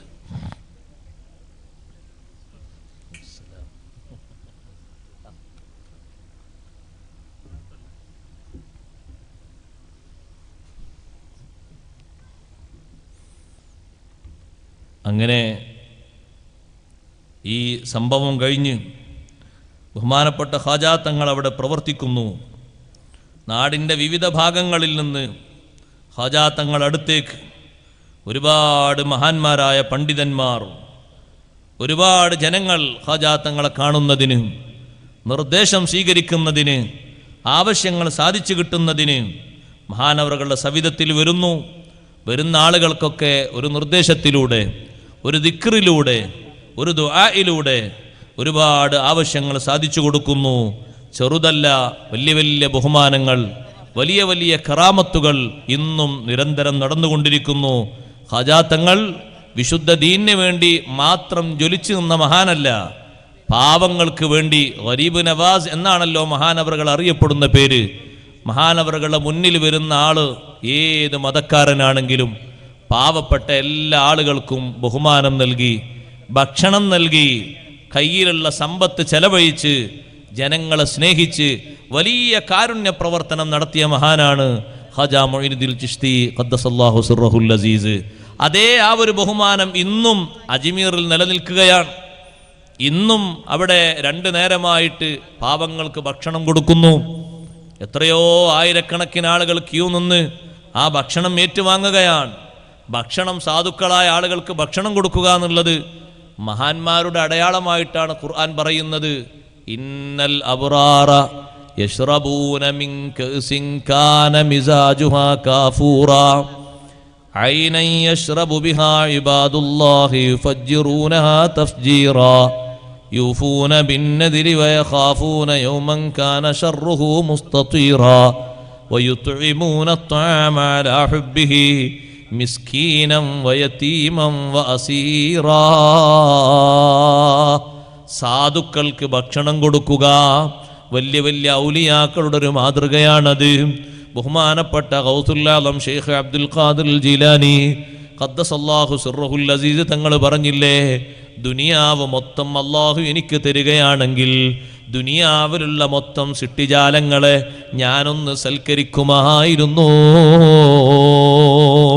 നേർച്ച വസ്തുക്കളായി കിട്ടുന്ന സ്വർണവും വെള്ളിയും അത് ഉപയോഗിച്ചുകൊണ്ട് ഷെയ്ഖ് ജീലാനി തങ്ങൾ വിശാലമായ ഭക്ഷണമുണ്ടാക്കി 1000-1500 ആളുകൾക്ക് ഭക്ഷണമുണ്ടാക്കി. പാകമായി കഴിഞ്ഞാൽ, വിളമ്പാനായി കഴിഞ്ഞാൽ അങ്ങാടിയിൽ ചെന്ന് ജനങ്ങൾ ഒരുമിച്ച് കൂടുന്ന സ്ഥലങ്ങളിൽ ചെന്ന് അനൗൺസ്മെന്റ് നടത്തുന്നു. ഭക്ഷണം ആവശ്യമുള്ള ആളുകൾ ഷെയ്ഖ് ജീലാനി തങ്ങളെ സവിധത്തിലെത്തണം. അതാ ആളുകൾ അങ്ങോട്ട് കൂലം കുത്തി ഒഴുകുന്നു. ആണ്ടറുതിയിൽ ഒരു ദിവസമല്ല, 2 ദിവസമല്ല, ആഴ്ചയിൽ 2-3 തവണയായി ഭക്ഷണം വെച്ച് വിളമ്പുന്നു. വലിയ ഇഷ്ടപ്പെട്ട അമലായ ഷെയ്ഖ് ജീലാനി തങ്ങൾ സ്വീകരിച്ച മാർഗമാണത്. ഖാജാ തങ്ങളുടെയും ഇഷ്ടപ്പെട്ട അമലാണത്. ആളുകൾക്ക് സംഭാവനകൾ കൊടുക്കുക, പാവങ്ങൾക്ക് വേണ്ടി പ്രവർത്തിക്കുക, അവർക്ക് വേണ്ടി ഒത്താശകൾ ചെയ്തു കൊടുക്കുക. അവിടുത്തെ ഹളറത്തിൽ വരുന്ന ആളുകളിൽ രോഗികളുണ്ട്, അവരെ രോഗം മാറ്റിക്കൊടുക്കുക. ഇന്നും നിങ്ങൾ നോക്ക്, ആ മസാറിൽ എത്തുന്നു എത്രയോ മാരകമായ രോഗങ്ങൾ ബാധിച്ച ആളുകൾ. സിയാറത്ത് ചെയ്തിട്ടും നേർച്ചയാക്കിയിട്ടും ഭക്ഷണം കഴിച്ചിട്ടും അവിടെയുള്ള ഭക്ഷണത്തിൽ നിന്ന് കഴിച്ച് ദിവസങ്ങളോളം അവിടെ താമസിച്ച് ഖാജാ തങ്ങളെ നിർദ്ദേശം കിട്ടി വലിയ ശിഫാവും വാങ്ങിയിട്ട് തിരിച്ചു പോരുന്നു. ചെറിയ ബഹുമാനമല്ല, വലിയ ബഹുമാനമാണ്. ജനങ്ങൾക്ക് വേണ്ടി ഉപകാരം ചെയ്യുന്ന ആളുകളാവുക. അഷ്റഫുൽ ഖൽഖ് സ്വല്ലല്ലാഹു അലൈഹി വസല്ലം തങ്ങൾ പഠിപ്പിച്ചില്ലേ, ഖൈറുന്നാസി അൻഫഉഹും ലിന്നാസ്, ജനങ്ങളിൽ ഏറ്റവും നല്ലവര് അൻഫഉഹും ലിന്നാസ്, ജനങ്ങൾക്ക് പരോപകാരം ചെയ്യുന്നവരാണ്. ആളുകൾക്ക് ഉപകാരം ചെയ്യുന്ന ആളുകൾക്ക് വലിയ ഗുണമുണ്ട്. അവരുടെ പ്രവർത്തനങ്ങൾ ഒന്നിൽ മാത്രം ഒതുങ്ങുന്നില്ല, ഒരു വ്യക്തിയിൽ മാത്രം ഒതുങ്ങുന്നില്ല, ഒരു ജനതയിൽ മാത്രം ഒതുങ്ങുന്നില്ല, ഒരു മതവിഭാഗത്തിൽ മാത്രം ഒതുങ്ങുന്നില്ല. എല്ലാ ആളുകളും അള്ളാഹുവിൻ്റെ അടിമകളാണ്. എല്ലാവർക്കും ഭക്ഷണം കൊടുക്കണം. ജാതി മതഭേദമന്യേ ഖാജാ തങ്ങൾ എല്ലാവരെയും സ്വീകരിച്ചിട്ടുണ്ട്. എല്ലാവർക്കും ഒത്താശ ചെയ്തിട്ടുണ്ട്, എല്ലാവർക്കും ഗുണം ചെയ്തിട്ടുണ്ട്. അതുകൊണ്ട് തന്നെയാണ് ഇന്നും അവിടുത്തെ ഹളറത്തിലേക്ക്, അതാ റജബ് മാസത്തിൽ മാത്രമല്ല, റജബ് മാസത്തിലാണല്ലോ മഹാനവറുകൾ വഫാത്തായത്. റജബ് മാസത്തിന് ആദ്യത്തെ തിങ്കളാഴ്ച പുലർന്നപ്പോൾ അഷ്റഫുൽ ഖൽഖ് സ്വല്ലല്ലാഹു അലൈഹി വസല്ലം തങ്ങൾ തിങ്കളാഴ്ചയല്ലേ വഫാത്തായത്. ആ ഒരു ഇത്തിബായിലായി ഖാജാ തങ്ങളും തിങ്കളാഴ്ചയാണ് വഫാത്തായത്. റജബ് മാസത്തിലെ ആദ്യത്തെ തിങ്കളാഴ്ച. സുബ്ഹാനല്ലാഹ്, 100-ലധികം വർഷം ജീവിച്ച ഖാജാ തങ്ങൾ അള്ളാഹുവിൻ്റെ ദീനിന് വേണ്ടി ബാക്കിയുള്ള ആളുകളെ അടിച്ചമർത്തിയതോ ഒതുക്കി നിർത്തിയതോ അല്ല, എതിർക്കാൻ വേണ്ടി വന്ന ആളുകളോട് പ്രതിരോധം സ്വീകരിച്ചിട്ടുണ്ട്. എന്ത് പ്രതിരോധം? സത്യം അവർക്ക് ബോധ്യപ്പെടുന്ന രീതിയിലുള്ള പ്രതിരോധം, അവരെ തകർക്കാനുള്ള പ്രതിരോധമല്ല. തകർക്കണം തകർക്കണം എന്ന് മാത്രം ലക്ഷ്യം വെച്ചിട്ട് മുന്നോട്ട് നീങ്ങിയ ആളുകൾക്കോ അവർക്ക് ചെറിയ ഷോക്ക് ട്രീറ്റ്മെന്റുകളൊക്കെ കൊടുത്തിട്ടുണ്ട്. അത് ഓരോ സാഹചര്യത്തിലും ആവശ്യമായി വന്നപ്പോൾ അങ്ങനെ ചെയ്തിട്ടുണ്ട്. എന്നിരുന്നാലും ഇന്ത്യ രാജ്യത്തുള്ള മൊത്തം ആളുകൾ എല്ലാവരും മുസ്ലിങ്ങളായേ പറ്റൂ എന്ന് ഖാജാ തങ്ങൾ ക്ഷണിച്ചോ? ഇല്ല. ഖാജാ തങ്ങളെ ഹയാത്ത് കാലത്ത് തന്നെ അവിടുത്തെ ഹളറത്തില് മുസ്ലിങ്ങൾ മാത്രമല്ല അമുസ്ലിങ്ങളും വന്നിട്ടുണ്ട്. അവരെ കൂട്ടത്തിലും പാവങ്ങളുണ്ട്, മുസ്ലിങ്ങളിലും പാവങ്ങളുണ്ട്. എല്ലാ ഫക്കീറുമാരെയും ഖാജാ തങ്ങൾക്ക് ഇഷ്ടമാണ്. മിസ്കീന്മാരെയും ഇഷ്ടമാണ്. കിട്ടുന്ന സംഭാവനകൾ മുഴുവനും ഒന്നും സ്വരൂപിച്ച് വെക്കാതെ അവർക്ക് സംഭാവന ചെയ്യുന്നു. അതുകൊണ്ടല്ലേ ഇന്നും നിങ്ങൾ പോയി നോക്കൂ, അജ്മീർ ചെമ്പിൽ സംഭാവന ആളുകൾ കൊണ്ടുവന്നിടുന്നത് എന്തിനാണ്? അവിടെ ഭക്ഷണം കൊടുക്കുന്നതിലേക്കുള്ള സംഭാവന ഒരു ചെമ്പിലങ്ങനെ കൊണ്ടുവന്നിരുന്നു. 10 രൂപ മുതൽ 2000-ന്റെ നോട്ട് വരെ അതാ വിവിധ രൂപങ്ങളിലായി അവിടെ കൊണ്ടുവന്ന് നേർച്ചയാക്കുന്നു. രാവിലെയാകുമ്പോൾ ഒരു ഭക്ഷണവും ഉച്ചയോടനുബന്ധിച്ച് മറ്റൊരു ഭക്ഷണവും കൊടുക്കുന്നു. ആയിരക്കണക്കിന് ആളുകൾ ഓരോ ദിവസവും ആ ഭക്ഷണം വാങ്ങാനെത്തുന്നു. ഇന്നും അത് നിലനിർത്തിക്കൊണ്ടുപോരുന്നത് മഹാനവറുകൾ ജീവിതകാലത്ത് തുടങ്ങി വെച്ചൊരു സഹായമാണ്. പാവങ്ങൾക്ക് വേണ്ടിയുള്ള സഹായം. എൻ്റെ പ്രിയപ്പെട്ട സഹോദരങ്ങളോട്, സുഹൃത്തുക്കളോട്, ഖാജാ തങ്ങളെ മഹബത്ത് വെക്കുന്ന ആളുകളോട്, നമ്മുടെ ഈ നാട്ടിലുള്ള ഈ മഹത്തായ സംഘത്തിൽ നിങ്ങൾ ഓരോരുത്തരും ഒരു 313 അടച്ചുകൊണ്ട് മെമ്പർമാരാകുക. 313 രൂപയ്ക്ക് വേണ്ടിയല്ല മെമ്പർമാരാകുന്നത്. 313 ഒന്ന് ഗുണിച്ചു നോക്കുമ്പോ കിട്ടുന്നൊരു സംഖ്യയില്ലേ? ആ സംഖ്യ കൊണ്ട് ഈ നാട്ടിലെ വിവിധ പ്രദേശങ്ങളിലെ പാവങ്ങളെ സഹായിക്കാൻ, രോഗികൾക്ക് എന്തെങ്കിലുമൊക്കെ കൊടുത്തിട്ട് മനസ്സിന് സമാധാനം നൽകാൻ, വ്യത്യസ്ത ആഘോഷ ദിവസങ്ങളും പരിഗണിക്കേണ്ട ദിനങ്ങളും വരുമ്പോ നാട്ടിൽ കഴിവില്ലാത്ത ആളുകൾക്ക് നമ്മളെ വക GNS-ലൂടെ ഒരു വലിയ സഹായം കൊടുക്കാൻ കഴിയുന്ന ആളുകളൊക്കെ അതിൽ മെമ്പർമാരാകണം. വിദേശത്തുള്ളവരും സ്വദേശത്തുള്ളവരും അതിൽ ചേരണം. അല്ലാഹു സുബ്ഹാനഹു വ തആല നമ്മുടെ ഈ സദുദ്യമം സ്വീകരിക്കുമാറാകട്ടെ. ഒരുപാട് ചെറുപ്പക്കാരതിൽ മെമ്പർമാരായിട്ടുണ്ട്. നമ്മളെല്ലാവരും ഒരുമിച്ച് ചേർന്ന് നമ്മുടെ ഈ നാട്ടിലെ പാവപ്പെട്ട ആളുകൾ, ആ ഒരു പാവപ്പെട്ട കുട്ടിയുടെ കല്യാണം വരുമ്പോ, അല്ലെങ്കിൽ ഒരു ചികിത്സ വരുമ്പോ, അല്ലെങ്കിൽ ഒരു വീട് നിർമ്മാണം വരുമ്പോ ഇങ്ങനെ ഒരുമിച്ച് കൂടിയിട്ട് കൊടുക്കുന്നൊരു 10,000 അല്ലെങ്കിൽ 20,000 അല്ലെങ്കിൽ ഒരു 50,000, അത് അൽഹംദുലില്ലാഹ് കിട്ടുന്ന ആളുകളെ മനസ്സിൽ വലിയ സന്തോഷമാണ്. അതിന് ഗരീബ് നവാസ് ഖാജാ റളിയല്ലാഹു അൻഹുവിന്റെ പേരിൽ ഉള്ള ഈ സംഘത്തിൽ എല്ലാവരും ഭാഗവാക്കായി ആ പ്രവർത്തനത്തിൽ നിന്ന് പിന്തിരിയാതെ കഴിവിന്റെ പരമാവധി ആളുകൾ അതിലേക്ക് ചേർക്കണം. വലിയൊരു ഖിദ്മത്തായി അല്ലാഹു സ്വീകരിക്കുമാറാകട്ടെ.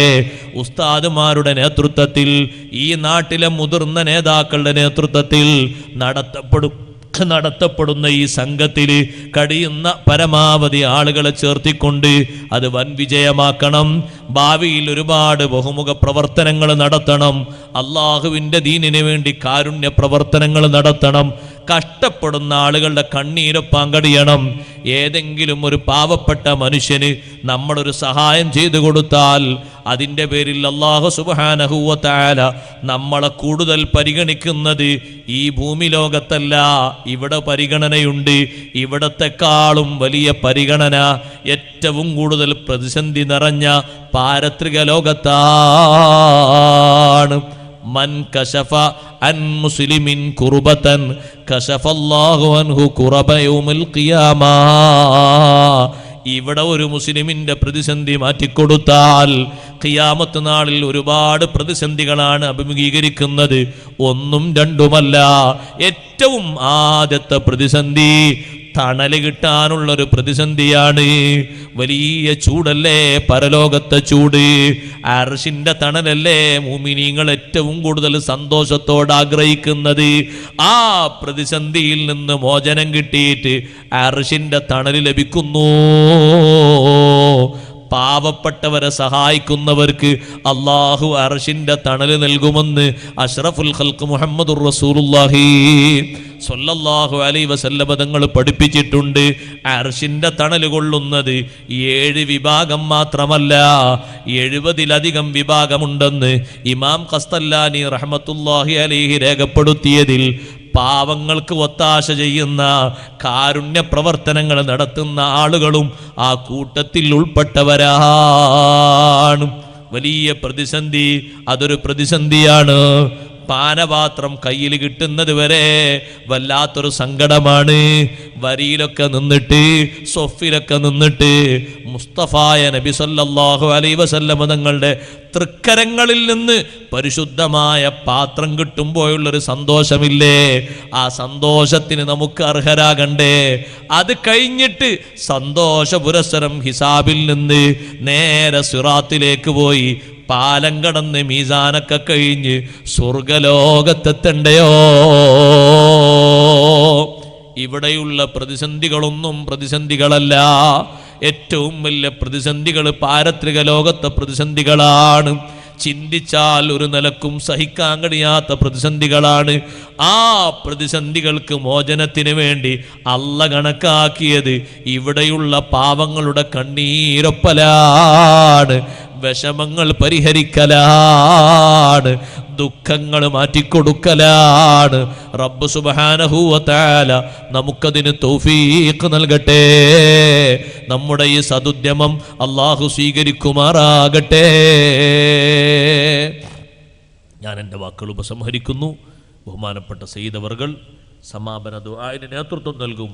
ഒരുപാട് ഈ വേദിയെ സഹായിച്ച, സഹകരിച്ച, കഠിനാധ്വാനം ചെയ്ത, നേതൃത്വം നൽകിയ, വിവിധ രംഗങ്ങളിൽ പ്രവർത്തിച്ച ആളുകളുണ്ട്. എല്ലാവരുടെയും എല്ലാവിധ ഹിദമകളും അല്ലാഹു സ്വീകരിക്കുമാറാകട്ടെ. ഈ നാട്ടിൽ ഉസ്താദുമാർക്ക് നൽകിയ ആദരവുകൾ അല്ലാഹു തആല സ്വീകരിക്കുമാറാകട്ടെ. നല്ല ഐക്യവും സ്നേഹവും കെട്ടുറപ്പും അല്ലാഹു തആല നിലനിർത്തി തരുമാറാകട്ടെ.